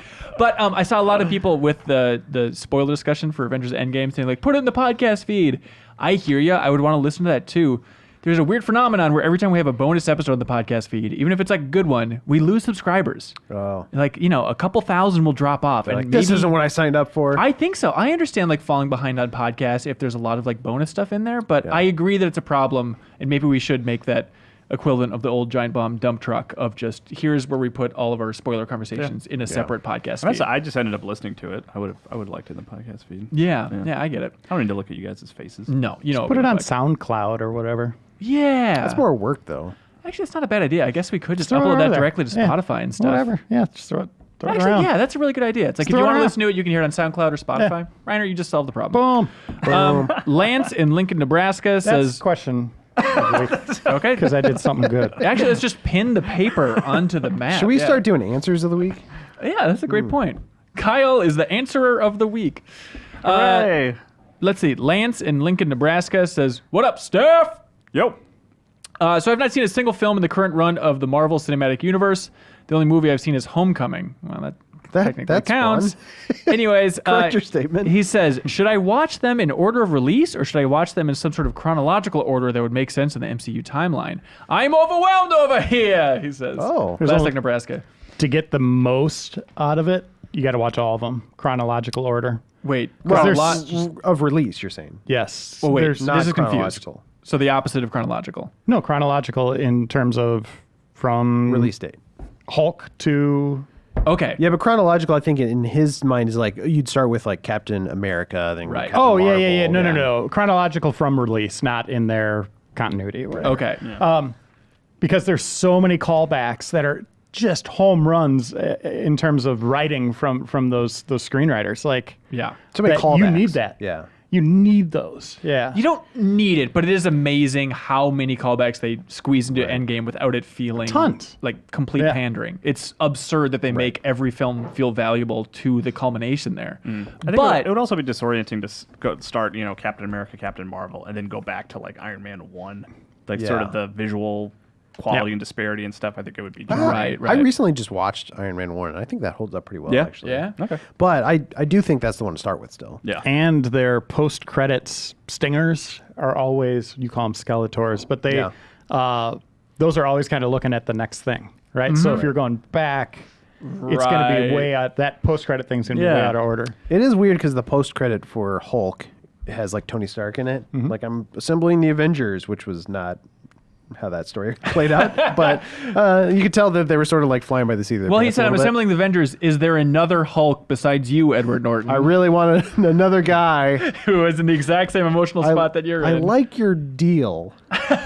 But I not don't this. like your face. Yeah. Yeah. Was Hulk the first one? I thought Iron Man. Yes. was. No, Iron Man. No, was. Hulk was close to Iron Man. Or are they like months apart? Yeah, they were Yeah. the same summer. Yeah, it's crazy. What was crazy, I just looked up this release list, and like Iron Man 1 and 2 were both out before Thor got his movie. Or Captain America. I So think, it's too. Iron Man to Hulk? Or Yeah, Hulk and to then Iron the Man? next summer is like, or 2 years later is like Iron Man, Captain America, Thor. And then, I think they keep watching going all off the that. movies, I agree, it pays off with Endgame. I think it's way too much. So, okay, just the skeleton crew of Marvel Sure. movies. If you want to get caught up for Endgame and haven't watched any, I would say Iron Man, Thor, Captain America. Right, those three. I'm debating Winter Soldier. I know it's big, but Well, you got to watch Avengers before that. okay, yep. So those three, then Avengers. Then Avengers. And that's like, if you're not on board after that, then just stop. Then just stop Yeah. breathing. It's right. I don't need you taking up my air. I think you can. I love Winter Soldier. It's possible you can skip it, but you got to watch Civil It's War. the introduction of Bucky. Yep. And Black Panther. Yep. And I technic- hear you. Yeah. Oh, no, wait. I'm thinking Black of Panther's Civil War. Civil War. Never mind. Yeah, but it it is is the introduction of Bucky. Yeah. So I would say Avengers 1, 2, Civil War. Right. And then Guardians of the Galaxy? the Guardians of the Yeah, Galaxy you want 1. to watch Guardians. And then you could do Avengers 3 and 4. I Just know watch that's like all of them. yeah, people don't have 600 Yeah. hours. Right. If you're after you watch that first Avengers, if you don't want to watch all of them, then yes, Yeah. just skip Yeah. to like Civil War and then the two I'm a Avengers. person who has skipped a few key ones, and I had a great time with End War. Like, I have never watched the original Captain America. I never watched Thor 2. So you played Tom Clancy's End War and liked it? That's right, yeah. I think you can- you you can still get a easily- lot out of that film by missing a few core. You can things, easily you know. skip Iron Man 2 and the Yeah. Ant-Man films. You know, Yeah, some there's easy details cuts. you'll be a little bit confused about, Nope. but it's not the end of the world. Just watch Aquaman instead. You're right. That's a great point. You're absolutely right. Let's see. Seth Bondurant says, "Hey, Game Informer gang, I got a Nintendo Switch recently, Congratulations. and I don't have many games. I was wondering, what are some of the best indie games I should invest in?" Let's just Invest all in. start spitting them out. Owlboy. Iconoclasts. BoxBoy. Avengers 2. Iron Okay, Man 2. realistically, I love Yeah. just this good, simple question. Owlboy? Owlboy. Owlboy's Owlboy's great. good one. Iconoclasts. Dead Cells. Dead Dead Cells, Cells. great yeah. choice. One that I got for like $3 on there, and I'm so happy I did because I wasn't that into it on the phone, but I'm really into it on the Switch, is Downwell. I think it's a Oh, great interesting. little Switch game. It's like $3. Why not? Yeah. Yeah. Do it. Grab Tetris 99. Yeah, Well, Puyo don't Puyo you- Tetris as well. You have to have the online thing for that, don't you? You do. You Golf can Story. Spend $6. Oh, Golf Story, yeah, great Golf Story's choice. good. Great choice. We have our list, the top 10 Switch games, which we need to update. There's probably some indie ones on there. Yeah. But I assume with the indie you want some cheaper, simpler things. But Yeah. Downwell's top of my heap right now. Ace Attorney, I'm still playing on there. Yeah. That's great Rocket on there. League. What's the Metroid-esque pinball game? Oh, Oh, man. Yoku's yeah, that was Island. great. Yoku's Island Yoku's Island Express. Express. Yeah, Yep. That's fun. That's Axiom cool. Verge is on Switch now. Oh, that's right. Yeah, go do Yoku. I'm Kyler from Tokyo. Hi. Hey. I want to be have addressed as Kyler from here on out. Oh, I'm sorry. Our names are very close. Kyler Hansen? That's right. Okay. And I've been Son. And I've been jumping in and out of Overwatch for the past few years. I dipped back into the seasonal Storm Rising event, but as you probably know, they recently announced the workshop mode that allows players to mess around with the coding, basically allowing players to mod the game within the game. I will definitely be checking this out, but I was curious about your thoughts. How do you think this feature will affect future games if implemented? Will it affect them at all? This is awesome. I missed this. I was on vacation, but it's incredible. It's just the PC version, right, Reiner? Mm-hmm. Where they allow you to make your own custom rule set, and it's really ambitious. It's wild. Yeah, people are doing all sorts of crazy things, like giving May the Iceman ice slide Frozone maneuver. slide. Oh, Yeah. what? Frozone. That sounds wow. cool. Do you play in third person? Yeah, Like, really crazy, ambitious Bastion stuff. always in turret mode, moving around. Yeah. which is like just the craziest nightmare you can have as an Overwatch player. Everybody has a grappling hook. Yeah, that one's fun. You did a fun roundup on the site. if Yeah, you wanna yeah. go There's find like 15 to 20 of them in there that within the first few days that people made up. And Yeah. So it's your wrecking move. ball races. Like, Yeah. yeah. I mean, it's a very Blizzard thing. StarCraft 2 Arcade was really ambitious, and it's like, it's fun, and I'm glad that that crowd is into that type of stuff. I don't know if it ever really bubbles up into the mainstream in a big way. I think the one thing it'll do is help inspire Blizzard a little bit too. Like, fans will have fun making their own things, but they might get some ideas from this too, which is cool. Everybody wins from this. And Yeah. then Dreams should watch his back. Yeah, those little baby tools over there. Adam Sari from Rockville, Maryland says, hey, I've been thinking about the discussion around God of War versus that of Red Dead 2. Remember last year? Remember that big debate? Well, God of War came out a year ago. The discussion around it is still active and lively and positive. Red Dead 2 is only 6 months out, and I don't hear much about it at all. I think this is because PlayStation, Sony Santa Monica, and Cory Barlog have all been publicizing and celebrating the game even after a year from launch, and seeing Cory and other members of the development team in so many postmortem videos and interviews puts a human face to the game. The silence from Rockstar in Red Dead 2 feels eerie by comparison. One game feels like it was crafted by passionate people, where the other one feels like it was made in a secret basement. Yeah. Do you think more devs should celebrate their games and team members after a game's release? It certainly seems to have helped God of War stay relevant. Yeah, I think we Interesting talked about it theory. You before. might be onto something there. No, I think it's absolutely true. God of War was the game of the year. That's a big difference. I still feel a little conflicted about it, but sure. Yeah. It's just kind of bubbling up to the surface. The other one's sinking, but it's No, we talked one about thing. it last year, but it is crazy just how important it is to have a positive face like Cory out there doing interviews, doing GDC panels, taking up million selfies. Whereas, pop quiz, Kyle, what's the name of the director for Red Dead 2? Hauser sibling. No? Okay. No, Yeah, I don't even they know. were executive producers, and writers. But there's also, alternatively, there's an advantage to letting the game stand on its own. And like I connect to the story and the characters without like considering the technicalities behind building it. You know Do you what I mean? think you'd enjoy the game less if you understood more of the technical details and I don't the know. people behind it? But it just feels like more of a real world to me. Like those characters feel like real people because I don't, I haven't seen the studio sitting there crafting Arthur Morgan's character model or anything like that. I don't feel like Nintendo's developers were like super out there for a long time. I felt No. like Zelda had a long shelf life. At least Well, for even me, they did or- like a GDC panel, And they had, but they not had like a blog where they Yeah. would like offer updates and stuff Okay, like so that. maybe there's something there. Yeah, I'm not saying like one way's right or the other. I'm just saying No. like Red Dead feels more like a real world to me. Like it feels like a place that I miss. I don't think that'd be removed though from seeing the guts. Yeah. And I agree. I like it when the developers are talking and stuff like that. But this is Rockstar. This is the swagger that Rockstar's had since its inception. Yeah. And, they're known as that logo. Yes, the Hausers, everybody knows them. But Just a it's like- faceless entity. I don't it's think just they everybody pump does out- know the Hausers. But Rockstar itself, everybody knows, and they pump out now a game every 5-6 years, more than that maybe. Yeah. Hanson, Daniel Radcliffe played one of them in a movie. I think everyone knows who the a movie that no one's seen, but everyone has been meaning to watch for a while. I watched now. the first 5 minutes of that Did movie. you? Yeah. I really want to watch it still. Is it streaming somewhere? I don't know. What was it called again?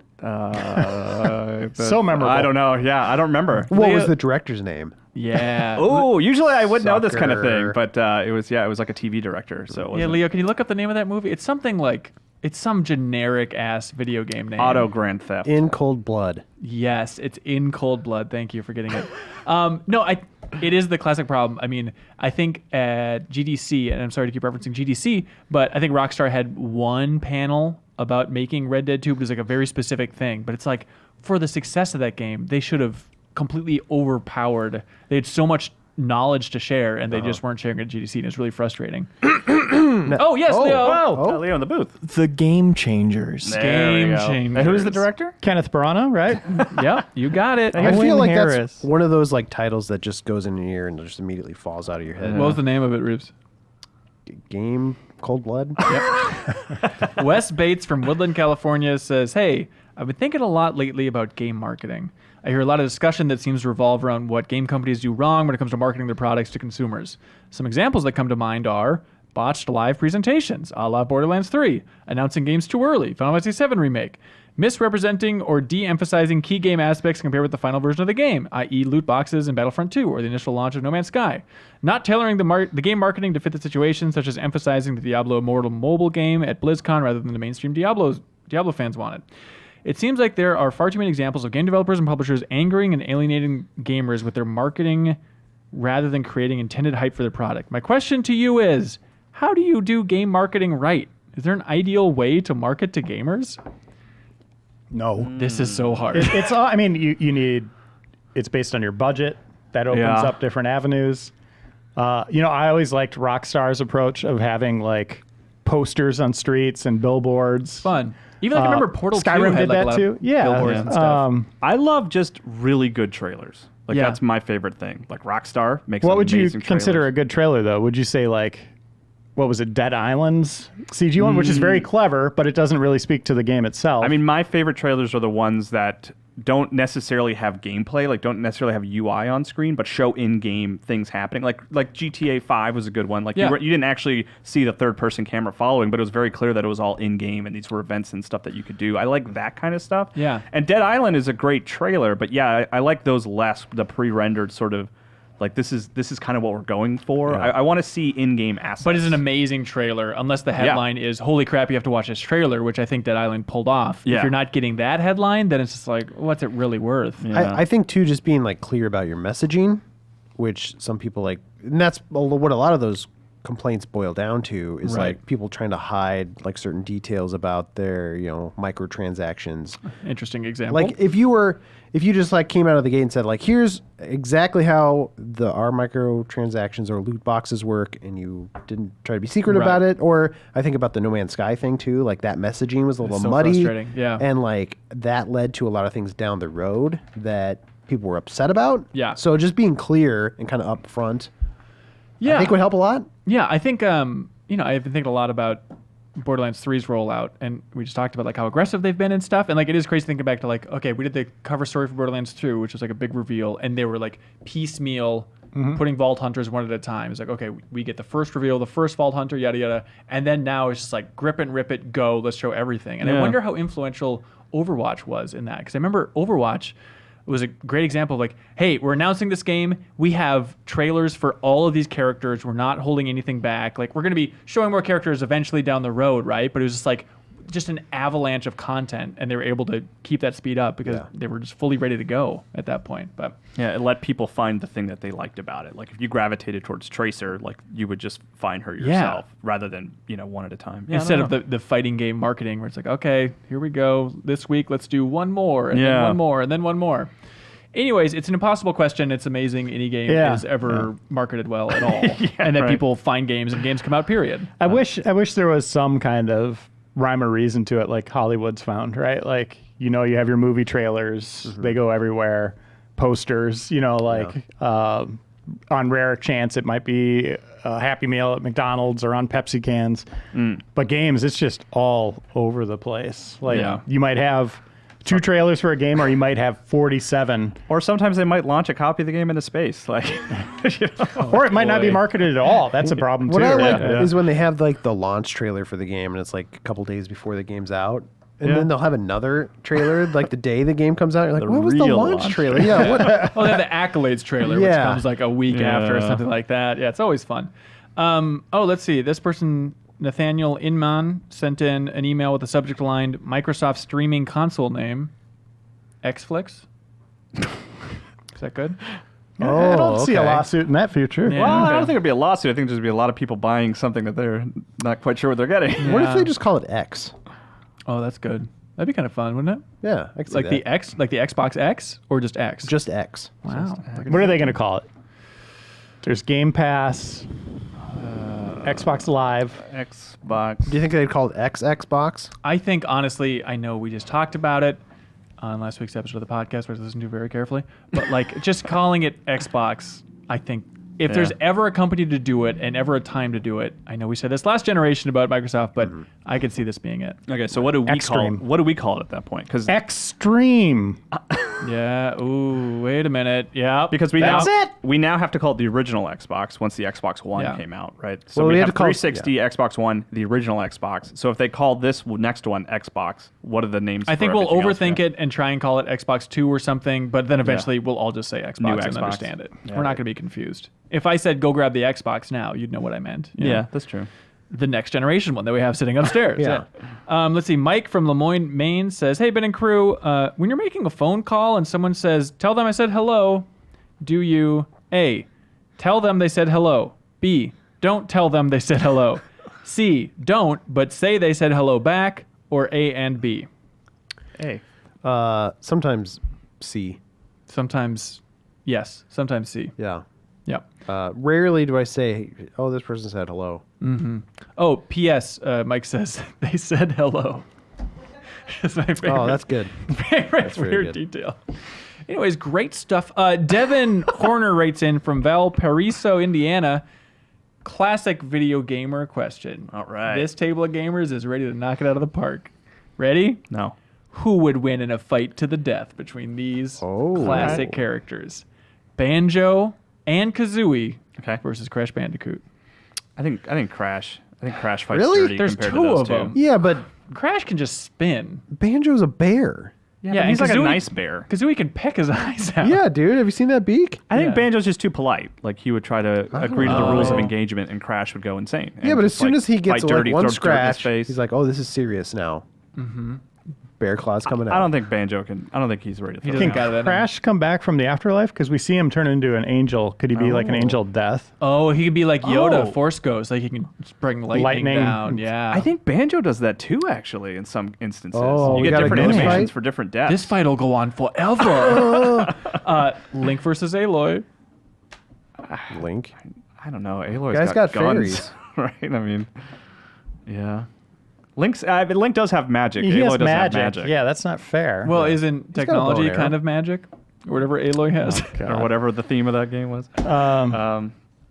I don't know. I think Link just gets it because of magic. I think Yeah, Link's I do right. too. I think you're right. He can like rewind time. He can do a bunch That's of not Oh weird my fair. gosh, stuff. he's got so many things. Yeah. Although, as he's like playing his flute or whatever, Or he whatever. just, he just dies. Reiner, called we an said this was ocarina. 4 gamers on the table. You're really outing us, dude. He dies. Well, actually, to Reiner's point, he does have a flute. In Is some it? cases. Oh, interesting. Is Like it past- Kid Link then versus Aloy? Versus Kid Aloy? Oh, that dopey kid Aloy? Please. Can't even find a way out of that cave. Okay, this is a typo, but I'm going to read it as is. John Marston versus Lion from the Resident Evil series. So let's just say John Marston versus one lion. Oh my gosh. Just a lion? I mean, he could destroy a lion. I mean, he. John Marston? Spoiler alert: he does kill a lion in Red Dead Redemption 2, right? A mountain lion? Yeah. yeah. Wait, you said Marston, right? Yes. I guess it Okay, is so Marston. okay. Never But mind. still, Marston, you can kill a mountain lion in Red Dead 1. Yeah. Okay, so Leon. Does the lion have a gun? Yeah, the lion has herbs and a gun. I mean, are we talking like they have both modern weapons, or No, Does I think Leon as have they the edge? are. I think Leon's got the edge. I think Leon's the got it. non-typo Wait, version. he has Deadeye. You can't fight Deadeye. Deadeye's not a real thing? Yeah, it's not a What? real It's thing. the character. This is what we're arguing. Yeah, but Look, staying it's a dead. gameplay. It's a gameplay thing, but it's implied that he's just a sharpshooter, right? Like it's not Yeah. You You magical. implied that Crash was immortal because he has a death we animation. see him turn into an angel. You see Deadeye. That's legit. it's just implied he's a sharpshooter, right? Okay. I guess. Also, a creeper from Minecraft versus Bob-omb from Mario. Oh. What are creepers' deals? They're just zombies, right? Yeah, They I think go after you at Creeper. night. Creeper takes it there because they're relentless. Well, if the bomb explodes, he's dead. Yeah, they're both dead. They're both dead. So who Bob-omb wins can in be in the daylight, though. Hmm. Creepers, I don't think, can spawn in the daylight. But I'm just saying, creepers are relentless. Like they'll just come after you and come after you and come after you. But it's Right. only one, right? It says creeper. A creeper versus one Bob-omb. I think they're both dead. Okay, They both there we die. go. That's Sorry. beautiful. KO. Thank you. Double Thank you, KO. Devin. No contest. John from Chandler? All right. versus John, who? comma Chandler. I don't know. Oh, I thought this was another versus. John question. versus Chandler. I don't know this. The Chandler. John Arbuckle versus Friends? Chandler from Friends. Here we go. from Fallout New Vegas. I gotta go with Chandler on this one. Hey, GI crew. I want to flip the usual question on its head and ask for the worst piece of art you've personally experienced. My vote is for Octaman, which I recently seen and wasn't even funny. It was just excruciating. I don't know what that is. Is it a movie? No one's ever heard of it. Worst piece of art of all time. This is before the Sonic trailer come out. Yeah, I know. Technically before that. Yeah. I mean, it would be. I feel like it is just like a corporate commercial like movie. It's probably like what's that ET ripoff that has like the Mac McDonald's? and Me or yeah, it's whatever? probably like Mac and Me, which is just totally. I mean- there's no art to that film. It's just totally. There's no truth in that either. That's right. You're saying Hitler's better than that movie? Hitler's not art. He's a human person. Wait, is He he? made art. He did make He art. did make art. His So- art was alright. I wish he'd What's that? been an artist. Excuse me, sir? I wish he'd stayed an artist. Yeah, okay, buddy. I wrote down the worst movie I've ever seen in my life, which is by a mile Old Dogs, which is a spiritual successor to Wild Hogs. If you want to watch a movie Wow. and have no frame of reference for what's happening after, like, it is bat-ass insane. Yeah. Like, literally, the only conclusion I can come to for what happened with that movie is they just test screened the hell out of it and nothing was funny. And so the conclusion was just speed it up. Let's just get through this stuff. So it's these insane situations where it's like Non-stop. Robin Williams in a robot suit controlling John Travolta's body so he can hug his daughter. And it's like a 3-minute scene. It's like, wait, what? And then just moving on to the rest of this very And standard then a movie. minute later, they're like somewhere else entirely, and they're like having dinner with like in a fancy restaurant or something. It's impossible Yeah. to understand. All right. What's the other one that we saw with Reichert that was like, oh my gosh, I'm blanking on it. Where The he Adam plays, Sandler? yeah, him and his Oh, own, Jack and like, Jill that we sister. saw in the Jack and theaters? Jill. Yeah. That one's also really bad. It's bad. There's a funny scene where Norm Macdonald was hiding in a bathroom, is all I really recall from Jack and Jill. That's But probably, yeah. that's redeems not it. worthwhile, yeah. All right, Reiner, what stands out to you? I just can't stop thinking about Sonic's teeth. Yeah, Just those teeth specifically. yeah, the artist that Bad. made those teeth. Seriously. Brad writes in from Bradtown. I don't know. Hey there, BH and crew. So what I've done is extracted the top 10 games for each system from Metacritic, based on Metascore, then ranked them all against each other. For the Super Nintendo Genesis, I used lists from the site Ranker, which seemed pretty decent as Metacritic doesn't have lists from back then. What I thought would be interesting is to battle off each game from each system line by line to figure out which game has the best, or which system has the best games. Oh, okay. He says there's a lot of duplicates, which is true. So he suggested these head-to-head matches. First up, N64 versus PlayStation 1. Okay. You know it, you love it. Okay, according to Metacritic, number one game. So we're gonna go line by line. You choose which game's better, right? Yeah. This one's. Oh, and then we're this one's gonna recording be a it to bloodbath see right which out one's of that. best? Yes. Oh, interesting. Okay. I bet I already know what it's going to come to for this one. Okay. N64, number one on Metacritic, Ocarina of Time at a 99. That one. PSX, Tony Hawk 2 at a 98. What? Ocarina. Okay, Yeah. Ocarina. Number two for N64, 97, Perfect Dark. Tekken 3 is number two Ooh. with a 96 on PSX. I'm going to go Perfect Dark. I'm not a Tekken guy, though. Yeah. I mean, Tekken. I'll go Perfect Dark. Yeah. Tekken is important, but But I don't like playing it. Yeah, so, you know. That's Perfect Dark. Reiner, you seem to know both. Yeah, I look at GoldenEye as like the elite. Perfect Dark is second tier to that. Yeah, I'd go Tekken. You go Tekken. That's such a good game. You know what? Let's give it to Tekken just to try and even this. What? Okay.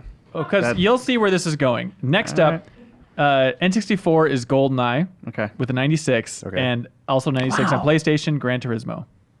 It's GoldenEye. Ooh, Oh. yeah, GoldenEye? it's GoldenEye. GoldenEye. Probably So for this look, table. it's So at it would that be, point. I mean, yeah. time and place, though. Gran Turismo. It's done. We said GoldenEye. Yeah, forget about it. I It's think we done. should go Stop bringing Gran it up. Turismo GoldenEye has to even paintball this mode. out. You can't say that. Even this out? What are you talking about? All right, next up. Weird. Fourth highest N64 Metacritic reviewed game. What do you guys think it is? Banjo-Kazooie. No. This is shocking. Castlevania. No. Ooh. Donkey Kong something. It's a game Super that, Mario 64. It's a game that we've talked Mario about Kart before on the 64. show where there's a Mario big Party? drop off from the first to the second in my mind I don't know. in terms of player base. Mario Party? Think of one of the most divisive games for the N64 that's weird, one of the weirdest games, but also very high profile. Mario Kart? Yeah, Mario Kart. No. Super Smash Brothers? No. Turok. Darker. Oh, Stranger. Turok's a good one. Darker Stranger. Groundhog Day-er. Oh, Majora's Mask. Majora's Mask is the fourth highest with a 95. Wow, okay. I love this. This is a fun matchup. On PlayStation, fourth highest. I don't know how this is so high. Final Fantasy 9. Yeah. Oh, wow. Majora's Mask. Majora. Majora. I know some people don't like it as much. But I would go 9, but sure, I'll go Majora. Majora's Mask so good. Okay, number 5. Oh, what's this game? Super Mario 64 versus ISS Pro Mario Evolution. 64. ISIS Pro Evolution. That Oh, seems a appropriate. football game? Okay, Paper Mario versus Chrono Cross. Ooh. I think I would go Paper Mario go Paper myself. Mario. Yeah. I'll probably go Paper Mario. I'm more of a Chrono Cross. I haven't guy, played but whatever. Chrono Chrono Cross never clicked with Okay. me. I gave it a shot. Ryan, remember you said you bashed the story in Paper Mario, which is insane to me. That's fine. Teach their own. Same story. It's always been. But yeah, whatever. Well, that's fine. Metal Gear Solid 1 versus Banjo-Kazooie. Metal Gear Solid Metal 1. Gear Solid. Done. Yeah. Forget about it. Oh, here's a fun matchup. Gran Turismo 2 versus Wave Race 64. Gran Turismo 2. Oh, okay. Great. I like Wave Conker's Race. Bad Fur Day versus Street Fighter Alpha 3. Street Fighter Alpha 3, because Conquer does not hold up well. All right. Interesting. I Ooh. like Conquer, though. Mario Tennis versus Castlevania. Which Castlevania? Symphony of the Night. Symphony Castlevania. of the Night, yeah. Hang on a second. We have got... Good thing we even those out, huh? Oh, my God. It is N64 by... Wait, no. They're tied. What? It's completely tied. 5-5. Yeah. Well, if you go back and, like, uneven out the one you evened out, Well, I'm it's I'm N64. trying to give credit to Reiner's opinion here. Okay, Forgive Turok me. versus Spyro. Spyro. Did those Spyro. review the same? I would So go Spyro. PlayStation wins. Is that what you're saying? Hey, there you Oh, by a go. mile. That's fun. He has a lot more, but it takes way too long. But thank you so much, Brett. That's interesting, That's a though. fun Can you I give like us a that. hint of, like, just the number one on one other one? Oh, yeah. Let's see. PS2. Number 1 for PS2. Oh yeah. Guess. What do you guys think it is? Metal Gear Solid 2. I just learned that after this game released, the person whose name is in the title received a check for $4 million. Name is in the title, so it's Yep. a Tony Hawk game? Interesting guess. Tony Hawk 3. Number 1. Good for him. 97 on PS2. Yeah. He said he went out to dinner with a guy from Activision, and it was right before Tony Hawk 4 came out, and the guy from Activision said, yeah, these games are doing a lot better than you think. And he slid him a check, and it was for $4 million. Wow. Isn't that And awesome? Tony pooped his pants. Yeah, that's right. And then 900 did, times. Yeah, then did No one- 900. And no one recognized him at the restaurant. What do you guys like for email of the week? I like that marketing question. I like the first one about the reviews. Days Gone score? Yeah. Well, it's Yeah. about reviews sort of overall and kind Yeah, of like metrics. I think, illuminating how reviews work is always kind of interesting. I agree. I like the marketing one as well. Yeah, that's Kyle, good. are you on the review bandwagon? I think I liked the marketing. I hate more. you. I'm Let's even it so out, though, sorry. and go with Days Gone. I'll give it to marketing. Reiner, can you Sure, live? I can Great. live. That's Wes Bates from Woodland, California. Congratulations, friend of the show, Wes Bates. Woodland. Hey. God's country! Hey, officially! Good job! Awesome. Thank you so much. Podcastinginformer.com to influence the show in the future.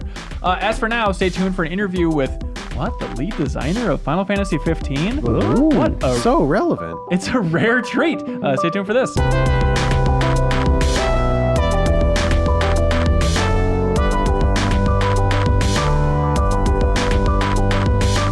Wan Hazmer, welcome to the Game Informer Show, sir. Thank you. Ben, it's been a while. Absolutely. So we got to know you a little bit on the Final Fantasy 15 trip, which, when was that? Several years ago. 15 was it? Oh, no, was it 16 maybe? Yeah. Or the same day, same release possibly? Earlier in the year, right? It was earlier that year. It must have been. But it was super exciting. We've talked about that trip a lot on this podcast because it was just bizarre to get, I think, basically a full week within Square. Yeah. It's a real Yes, thrill. and we watched everything. What's that? Watched everything. Oh, everything that you did Oh, my on gosh. the podcast. And fantastic the way you covered our game. So thank you so much for that. Oh, that's very sweet. Did anything stand out from that coverage as unexpected or any reactions you didn't expect? Well, obviously, the reaction from the other people at the table, like 4 handsome guys traveling through the road trip is a bit weird. It's very weird at first. But yeah, I mean, that's the kind of reaction that we are expecting. It's really nice. And you helped us to, justify why is it so. So Okay, right I on. really, really appreciated that, yeah. And what was your title with Final Fantasy 15? Lead game designer. So can you walk us through your history at Square a little bit? Like, when did you move to the company? When did you leave? Okay, so I joined Square Enix in 2010 after studying Japanese full-time for 1.5 years. and I was writing this proposal, game proposal in Japanese, 10-page game proposal, and I sent it all over the place, and I sent it to Square Enix, and I got in 2010, and then I was during the orientation, they showed us, the ropes, how the level up system works in Square Enix and all that. And then when I was brought to the elevator, they told me that my project would be Final Fantasy Versus 13. And I was like, sorry, what was it? Is it Versus 13? Did I hear that correctly? So yeah, that was my first project in Square Enix. So what was your title with Versus 13 then? At that time, it was just game designer. Yeah. Okay, so do you remember day one what your task was looking at that game? Was it just a lot to download in your brain first? Yeah, interestingly enough, I don't know whether you remember the party room in Insomnia. What is it? The party room in Insomnia. Where Noctis and the heroine at the time. Oh, sure. Yeah. Meeting up. And then we had a 2011 trailer where an airship actually crashed into the party room. Okay. Yeah. So I was the level designer for that. Right. That's wild. And this is under Nomura then? Yes, it was. What was that experience like for you in general when you look back on that era? Oh, no. I mean, it was really, really crazy. I mean, it's just even working on Type 0 as well. And I was working briefly on Lightning Returns as well. And the experience is always the same, which is it's really crazy that I'm working with all these great people. Nomura-san, Tabata-san, Toriyama-san as well. And then I was even working with Kitase-san when I was in Type 0 as well. So, yeah, and then in Final Fantasy 15, as you know already, we had Naura-san on board as well, Kamiko Kuryo-san, all art directors, right?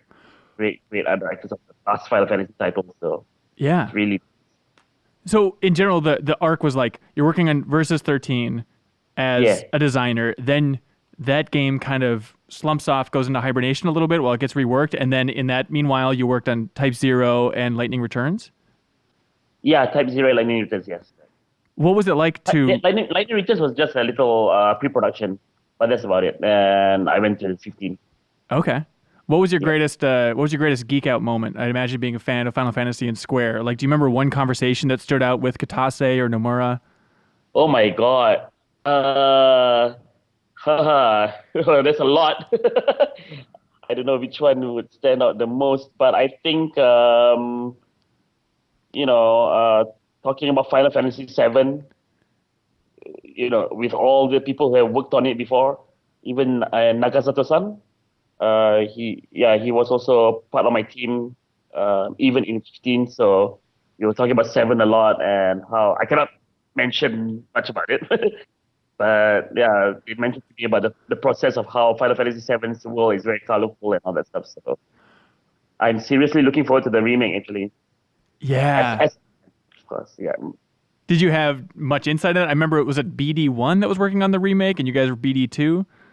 Yeah, I was in BD2, so I don't know much about what's happening in there. So I'm really, really looking forward to it as a fan, purely as a fan. Yeah, you don't have to go into specifics, but I think it's interesting just you getting so much insight in the development of a game like Final Fantasy VII, working with the people that actually worked on it originally. Did you have just an overall takeaway, an overall sense about just something that surprised you about the development of those old Final Fantasies? How fast they were made, how loose things were, anything like that? I think one of my biggest takeaway was that before I joined Square Enix, I was in Malaysia, and a lot of the game design I've learned, game design principles were based on logic, But when I joined Square Enix, it was a lot about instinct, Like, for example, the airship crashing into the party room. I still remember my first meeting about it. It was literally a bunch of sound effects in the meeting room. So it's like, okay, so the airship goes blang, and then bam, and I was there lost for a while. And suddenly, the style, how they design it is that you have to make the prototype first. You have to make sure that the controller is in your hands and you can feel the game. Then only it's fun. Wait, I'm sorry, I couldn't hear you through the audio, but you said you have to design what first? You have to you have to design the game based on instinct. Like when the controller is in your hands, Yeah. then only you will know whether the game is fun or not. So a lot of game developers that I know before that, they were designing based on game design specification documents, right? Like the logic of game design, the balance, and all that, all based on only theoretical, theoretical logic. So a lot of things that happen in Square Enix is mostly about instinctive design, which I really love. Yeah. You love. I mean, are there downsides to working that way, of going off a feeling and then trying to design the actual specific design backwards? Well, of course, being lead game designer, it was difficult to convince everyone to implement the idea first before we know it's fun or not, right? So, so that's the convincing part is the difficult one, of course, because it will take time for you to implement the thing first, then only you'll know, rather than getting the green light right away. Right. So did you eventually work your way up to the point where you were having pitch meetings where it's just sound effects and feeling like, oh, this is the vibe that we want to get. Let's just shoehorn it in there and then worry about the controller later. Well, I mean, because I was lead game designer for the city, so it was mostly about the road trip experience for Final Fantasy 15, right? Yeah. So we were looking at a lot of TV programs, travel programs, road trip movies, and all this, just to get a sense of what really a road trip is and how are we going to create a city that is romantic for a road trip. Yeah. Definitely. So again, there's no logic there, everything has to be felt, like what Bruce Lee always says, right? Where do you think that comes from? Is it coming from Nomura, or where do you think that instinct first sense of design, came from within Square? To be honest, I don't know whether it's limited only to Square Enix, but I think it's a very Japanese thing, I'm sure when you go through the train station, right? Everything is so visual, right? Don't look at your phone while you're walking and all this stuff. It's not written in words, There's a comic strip every time. Yeah, so everything is visual in Tokyo. And I feel that they were brought up that way to be more visual. And so a lot of the game design over there that you experience within Square is like, hey, let's look at this poster, let's look at this old road trip movie, and let's just go for the vibe and worry about the details later. Well, I wouldn't say to worry about the details later, but yeah, the vibe is very, very important. One thing that I really learned from Square Enix is, especially from Tabata-san and the team, is the user experience. The user experience of a road trip is everything. Is the DNA for everything, the story, the game design, or even the audio, everything. So caring about user experience first is something that I also do in my current company. Rather than fixing what is a game mechanic first, that we need to have a road trip. So the car has to be accessible early, right, for Final Fantasy 15. And gas station, it's like, it's really a huge element in a road trip. So you get to push the car without gas early in the game, and then you go to a gas station, So it tells you right away that you're going to experience a road trip. All these little elements lead to the fact that you're going to experience the romance of travel. And we were also considering, because all RPGs are based on traveling, right? Yeah. But the modern way of traveling, the modern romanticism of traveling, we feel that it can be expressed through a road trip. Yeah, definitely. I'm curious when I think about, that visit to Square back with Final Fantasy 15 cover story trip.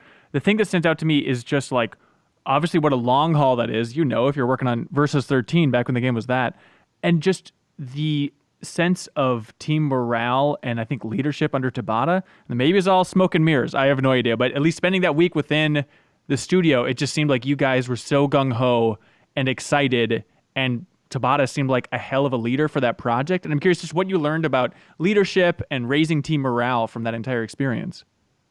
All right. Yeah, that's a very, very good question. I seriously admire Tabata-san because he's, how would you say this? Like, he's very unique, and he keeps everyone on their toes, And we have this term called tekizai tekisho, which means assigning to the right people to the right position. So Tabby is a very big fan of assigning tasks to people who are really, really good at it or very interested in it. You know, like for example, the art director of the monsters in the game is Hasegawa-san, and he is a crazy animal maniac. So he can remember all the skeletons of many various animals. He was the one who designed the skeleton of the behemoth. Yeah. In the first place. Yeah, I mean, it's a fantastical monster, you know. And then we have Nasu-san. Now he's a development manager. For Final Fantasy 15. But he was once a lead game designer for the vehicle team. He used to be a truck driver for 7 years. You met him, right? Remember? Yeah, During your trip? I think so. Yeah, he was the one who brought us to many various places. Okay. Yeah, and he was a truck driver for 7 years. And he studied CG for a while, and then he became a game designer in Square Enix. So since he knows a lot about road trips, about cars and all that stuff, so he was in the vehicle team, you know. And the reason why I was selected as lead game designer for the town is I think Tabby knows that I really love cultures, human cultures, and I really love traveling. So, if you care so much about why does a plaza have more people, why does this, what do you call that? Oh my God, my English is getting worse when I come to Malaysia. It's getting worse and worse. The alley. Yeah. Why is this alley very dark? Why isn't anyone there? You know, because I love all this cognitive behavior in urban planning. So because of that, I think I was assigned the task to make the towns in the game. And so it's just a matter of Tabata taking the time when he was brought on the project to understand everybody's specialties. And what does that mean? Just extra long lunches with each person individually, or just being more social overall with the team? Or how do you figure this out? What's the lesson? I think it's about mingling with the team, you know, because eventually when you mingle with the team, they will show their true colors, right? And, we had a desk. And then we had a bunch of mangas, we had a bunch of toys. So it really shouts out your personality. My desk was full of travel mangas and even food manga, cooking and all this. Yeah. So, and a lot of people were really outright with their hobbies on the desk. And I think, and not only that, like, for example, if someone suddenly is interested in cars, right? So Tabby will actually ask that person to move near to the vehicle team. We were very UX centric, meaning that we were very feature centric. That means that not all the programmers were sitting in one corner, not all the game designers were sitting in one corner. Everyone in the town team was sitting together. Everyone in the vehicle team was sitting together. The buddy team sitting together. I don't know whether do you remember Sun? Yeah, for sure. Yeah. So Sun, he loves. He's a vocalist. And he loves caring about emotions in characters, and he cares about the weight of words and what every character should say and shouldn't say. And he also loves the logic behind that, the logic behind music, the logic behind the AI of the buddies. And that's why he was in the buddy team. Yeah. It makes sense. And this is all Tabby's planning, And just to be clear, when you say Tabby, you mean Tabata, right? That's just everybody called him? Sorry, yeah.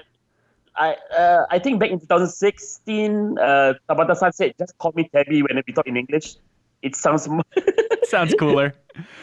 So do you remember a pivotal moment within that game's development where Mr. Tabby-san, when he really raised morale? Is that more of a struggle or less of a struggle than I think, of just such a long project? I'd imagine every week you have to have a meeting of come on guys, we're almost there, let's keep going. Do you remember specific meetings where it was a big rallying moment? There's no one specific meeting, but Tabby is very good at keeping everyone on their toes. So we have always something exciting every month, including you coming over to the studio. Oh, please. It's also a big project by itself, Just to get the demo ready and all that stuff? Yeah, because we really, really wanted to show a lot of things to you guys as well, So we had to arrange the room, right?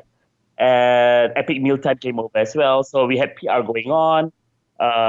Also, every time we were reading about something new or playing a new game, for example, then we'll try to see what kind of things that we can learn from this and put into the game as well to make the game more relevant for non-Final Fantasy fans as well. Yeah. Do you remember one game in particular that really stood out and was a big discussion amongst the team?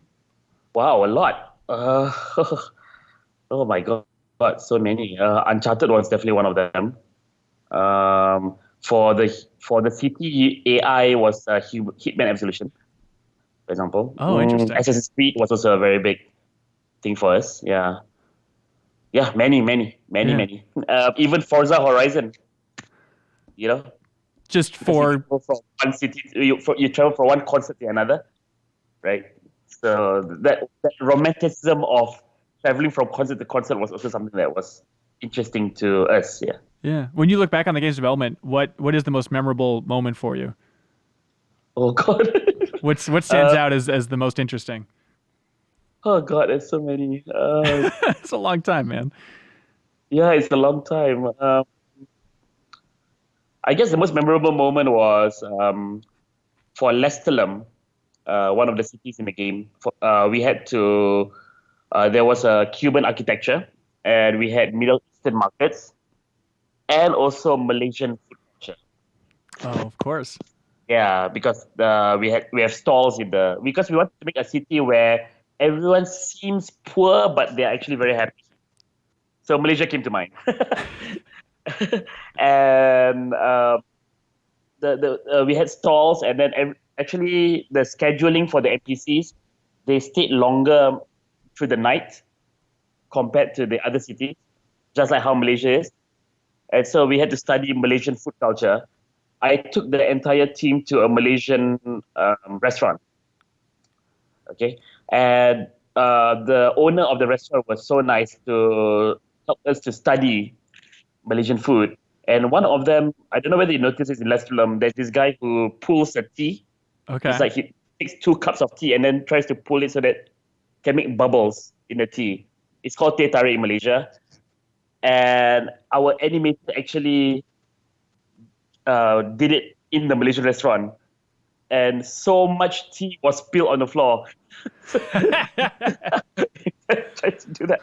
And the amazing thing is, 2 weeks after that, we went to the motion capture studio, and he pulled it off perfectly.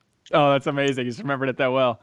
Yeah, so it was really, really good. And then after that, the VFX came in, and the tea was actually flowing from one cup to another. The VFX guy kept on cursing, oh my, why do I have to do this stupid shit? But it turned out really well, so I was very, very happy. Yeah, Liquid. It's always tough in games. Yeah. Okay, tell me if this is a right read. Again, just reflecting on that trip in general, it seemed like kind of the newer age of leadership within Square was pushing for more transparency from the company. And in my mind, it seems like it came from Final Fantasy XIV's release, and then the reboot of Final Fantasy XIV, and realizing like we need to communicate exactly what we're doing here and why. And it seemed like that kind of filtered even into the Final Fantasy XV team, with Tabata being just amazingly frank and honest in all the interviews about the state of the Final Fantasy brand. Is that a correct read on where that kind of push for transparency came from? Well, I can't comment much on that, but what I can say is Tabata-san is already like that. Yeah. Anyway. Yeah, so when he was leading Final Fantasy 15, you can already expect a lot of transparency and straightforwardness from him. And he'll keep you on your toes in a bunch of different ways. And he'll keep us on our toes. Yeah, because I love that, I think, we cannot be always stagnant doing the same task for many years, So this is something I learned that I adopted into my current company as well. Yeah. We always refresh our task every 2 weeks. So you're not always working on the same task every time, or no straight roads. Yeah. So how does that work? How do you refresh things? So we use an agile methodology, but we try to adapt it to our technique a bit, our company a bit. So in Metronomic, what we do is we have a sprint every 2 weeks. We do a little scoring system, but the scoring system is more to ask everyone how you feel about your task at the moment, and how do you feel about the game? Is the game going to sell? And yeah, because they have to understand that it's a product, right? Yeah. And whether it's fun or not, whether they think that the users will like it. And after we have the evaluation, we will decide what is the goal of the current sprint. And will most probably be different goal than the previous one. So everyone gets reset and then moves on to new task. Even the grouping will be different. And then after that, after 2 weeks, they present all their deliverables in a sprint meeting. And then we reset again. So every 2 weeks we reset. This is something I learned from Square Enix, keeping everyone on their toes. Yeah. What lessons did you learn from Square just about, it seems like, again, we were only there a week, but it seems like you guys were really pushing hard and working really late hours on 15, especially towards the end there. Did you have any takeaway for the new team on that front? Well, definitely less late hours, Okay. of course. But most importantly, though, is the DNA of the game is very, very important. No matter what we do, we always go back to the user experience. In No Straight Roads, the user experience is your music can change the world because it's about an indie rock band trying to topple an EDM empire. So we have to make sure that your actions change a lot of things in the world. So we actually have Mayday and Snoop, the main two characters, transforming props into weapons with their music. Yeah. So that's changing the world physically. We also have very talented musicians. We have Paul James Landino, Andy Tunstall, and so Cashman. And they are actually working on dynamic music. So when you fight the boss, it will slowly change to rock and then back to EDM and back again and back to rock, depending on the HP, depending on the story and all that. And finally, you also can change the mindset of the boss. So we have a lot of character development in every boss fight. So your music can change the world for us. It's the primary thing to fall back to whenever we decide on a new feature or something like that. For example, as you know, in Final Fantasy 15, Sun and his team put in so much effort into the photography AI of Prompto. Yeah. If you try to do that in another game, all the programmers will just want to kill you, basically. It is very difficult to make a photographer AI. Why not just make a screenshot, right? Rather than framing, lighting, and all this crap, But for Final Fantasy 15, that was very important because the DNA was a road trip, similar to with our game as well, No Straight Roads. Because the UX is your music can change the world. So it is worth it to put a lot of money and a lot of effort into the prop transformation, into dynamic music. Our music really changes. For every single boss fight, we have 3 versions. We have EDM, rock, and boss-specific music. Multiply that with 3 channels, backing melody and rhythm, and we can change depending on the situation. So that's a lot of effort for one boss, but it's worth it because of the UX. Right. I mean, that's a lot of effort. Do you have strict hours of like, look, you guys, we can't repeat what happened at Square. Let's leave the office at this time no matter what?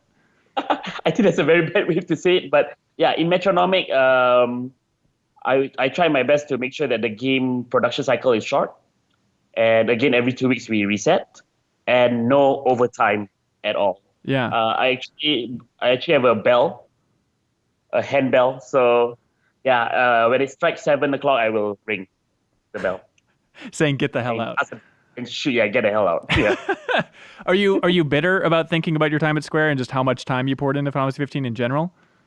Oh no, I love my time in Final Fantasy 15. I mean, the thing is, I already told Tabby long time ago that I'm going back to Malaysia with all the know-how, Yeah. But if I didn't have this mission, I might have stayed.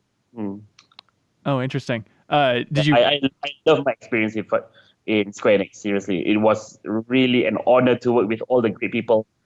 If I didn't go to Japan, study Japanese, and get into Square Enix, I don't think I will be making No Straight Roads and Metronomic, and I wouldn't be the same designer. No, so, Did you have thoughts on the cancellation of 15's DLC?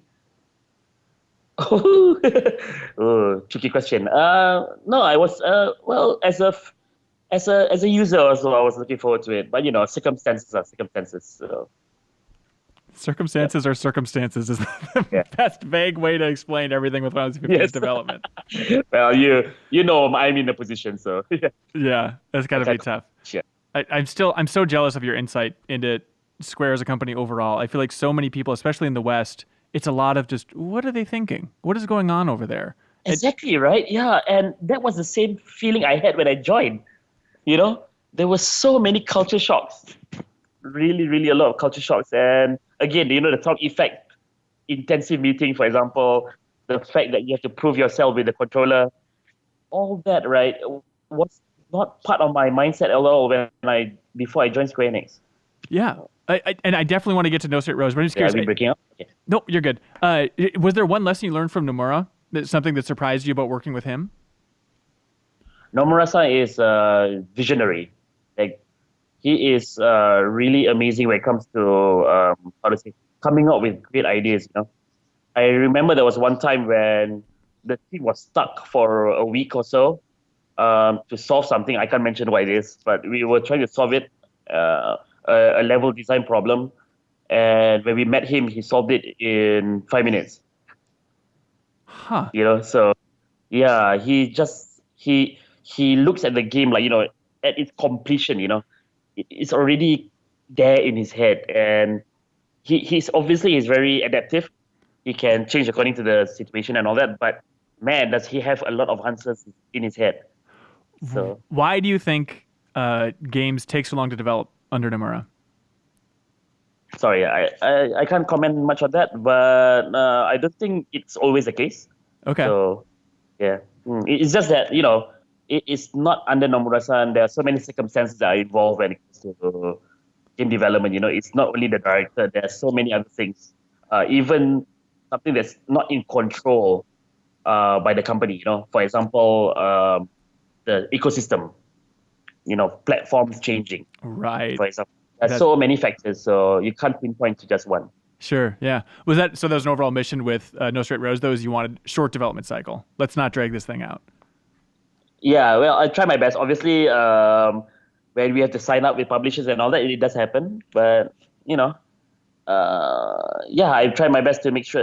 Because as a director, I have to be responsible with the scope of the work.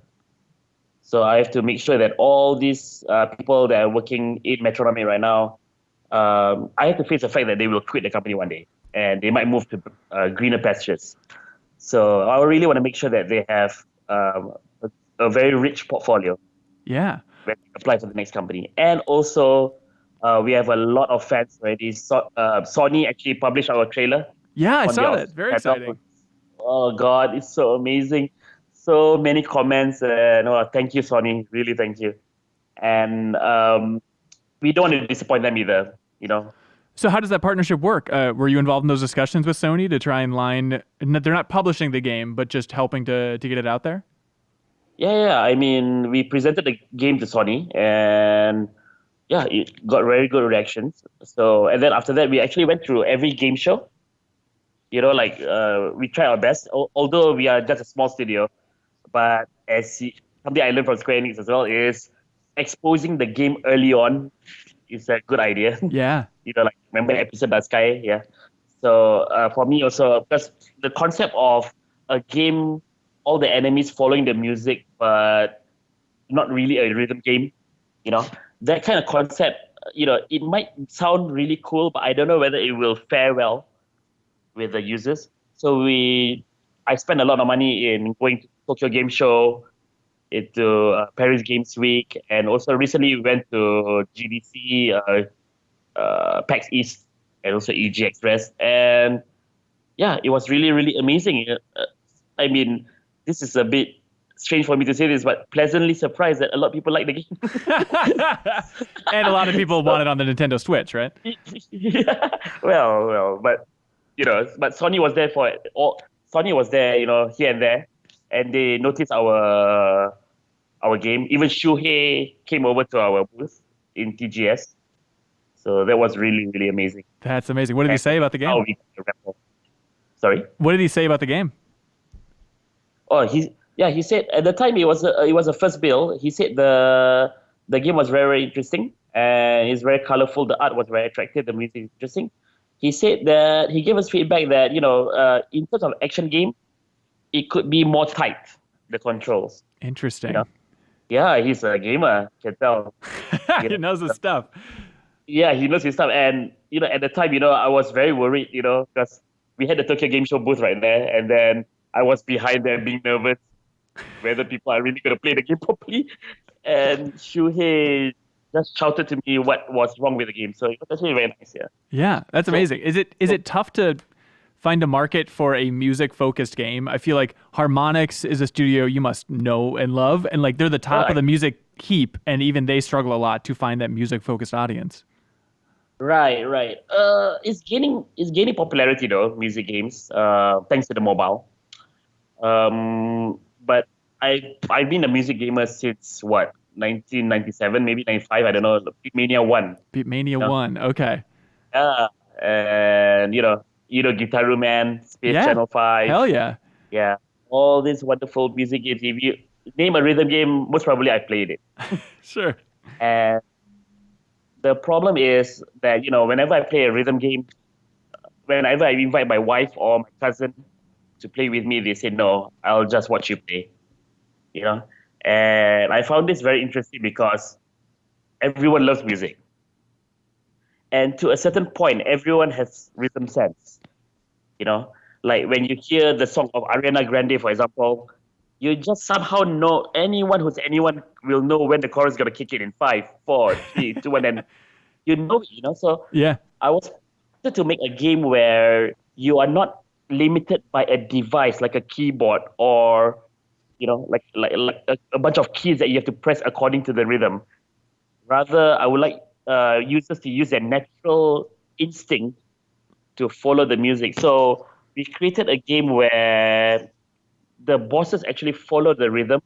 So again, the chorus concept, right? So 5, 4, 3, 2, 1. If you know the chorus is coming, you know that attack is going to come. So you have to avoid it, but avoiding it not like you have to press it exactly. Yeah. If the boss is attack in the center, why don't you just avoid the center before the chorus comes? Basically. But the idea is that you have to understand the relationship between the music and the boss. Impossible to play on mute. In event. Yeah. Sorry? It's impossible to play the game on mute. You want people with headphones on, ideally here. Yeah, ideally. Of course, we like to cater to people of hard of hearing as well. So we plan to put in some UI to aid them in the gameplay. Oh, that's nice. I'm curious about you building up the team in general. You wanted to move back to Malaysia. Is there a big game development scene there?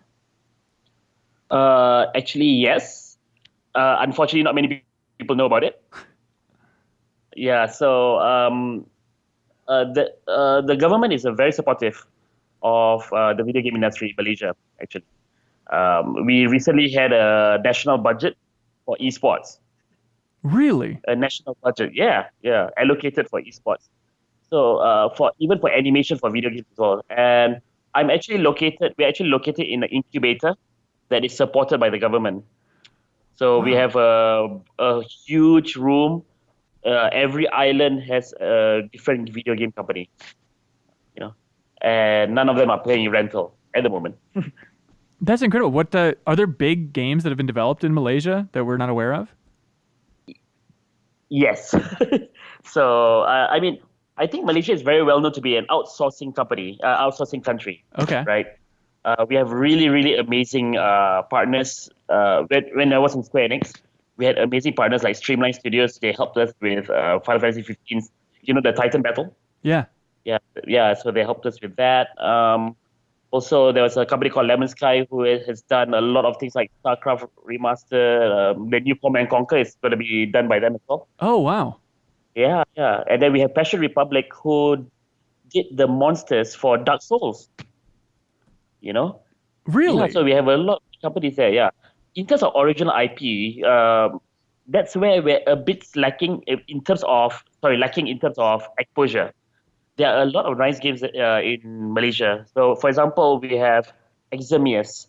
It is a FPS hybrid strategy multiplayer game. It's on Steam right now, actually. Play it if you want. And then we also have a game called Simulacra, which is it's a found phone horror game. Okay. So it's like, what if you found a phone on your doorstep and you find videos of a lady getting murdered, the owner of the phone getting murdered, and you have to find out what's happening behind the scenes by using applications that look like WhatsApp, gallery. Right. Oh, that's fun. So Yeah, you you feel, should really.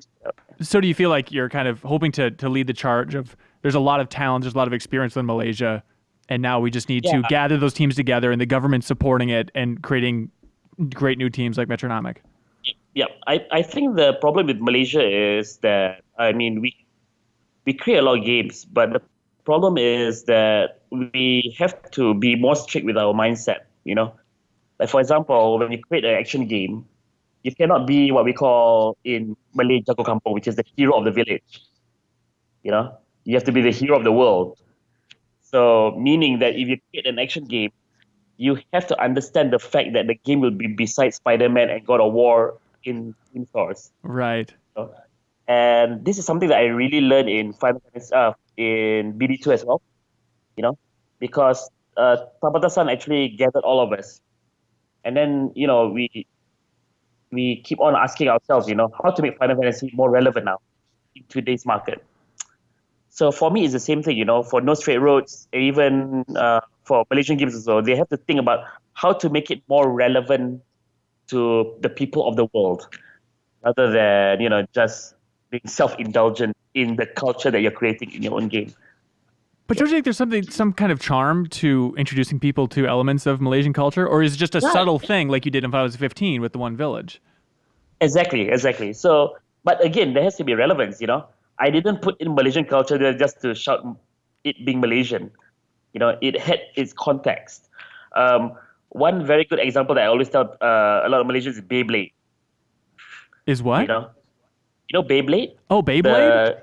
Beyblade, yeah. The spinny top thing. Yeah. Yeah, the spinning top anime, right? So in Malaysia, we have a spinning top culture as well. In Indonesia as well. But you didn't know about it, right?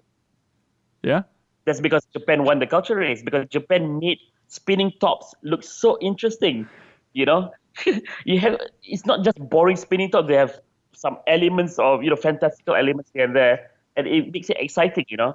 And I feel that I'm sure Malaysians have created a spinning top game before, but no one knew about it.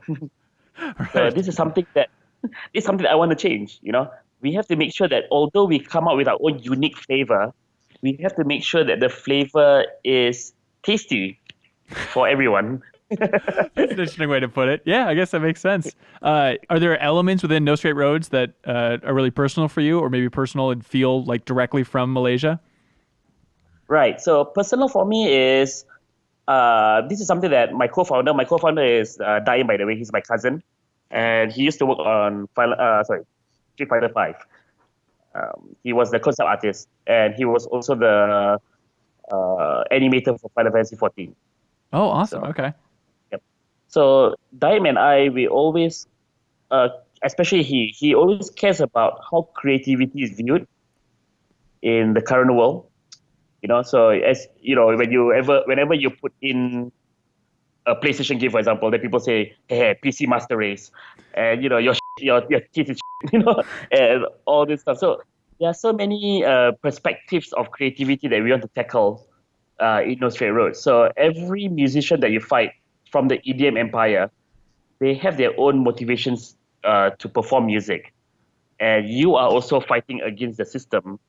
And you also have your own motivations. So your perspective of justice or creativity and is versus their perspective of justice and creativity. And this is something that Daim and I feel very, very strongly about.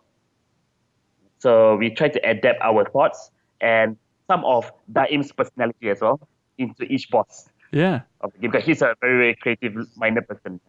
And I'm not supposed to say much about it, but there will be something very Malaysian in the game as well, in terms of genre.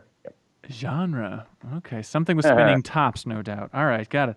Oh, so you guys are still shooting for spring release then? Or what's the window for release for this game? Right. Because you saw the Tokyo Game Show trailer, so that's a bit old. So it will come out sometime later this year. Later this year. Maybe even holiday window? Can't say anything yet. Whatever you do, don't have a big event where you reveal the release date and then still miss that by 2 months. No matter what. Don't make that mistake. You have to press the button. Okay. All right. The big reveal. Hey, Haz, thank you so much for talking. No, I really appreciate thank your you time, so much, man. Ben. Yeah, It was really, really good. It was a fun interview. Thank you so much. yeah, for sure. And best of luck on the game's release. And hats off to the team. Thank you. Thank you so much, Ben. You're always welcome to come to our office in Malaysia. Oh, I would love I'll that. bring you to some good food, some good restaurants. Yeah. What's like problem. peak Malaysian food? What should I look forward to? Wow. You should look out for a food called nasi lemak. So nasi lemak is nasi is rice. So it's rice cooked in coconut milk, Okay. and there's chili sauce at the side Ooh. with a very nice roast chicken at the side as well. All with right. some anchovies. Yeah. So you have spicy, you have sweet, and you have something savory. That's too complicated for an American tongue. I'm sorry. We just need one of those flavors. Don't That'll do worry. it. I'll make it simple for you. Okay, All you all do right. is just put everything on the spoon and taste it, and that's it. All right. I can handle that. Cool. Haas, thank you for your time, man. Really appreciate it. Okay. Thank you so much, Ben. Yeah, and thank you so much for watching or listening to this episode of the Game Informer Show podcast. Be sure to tune in next Thursday. We'll have a new episode waiting for you. Bye, everybody.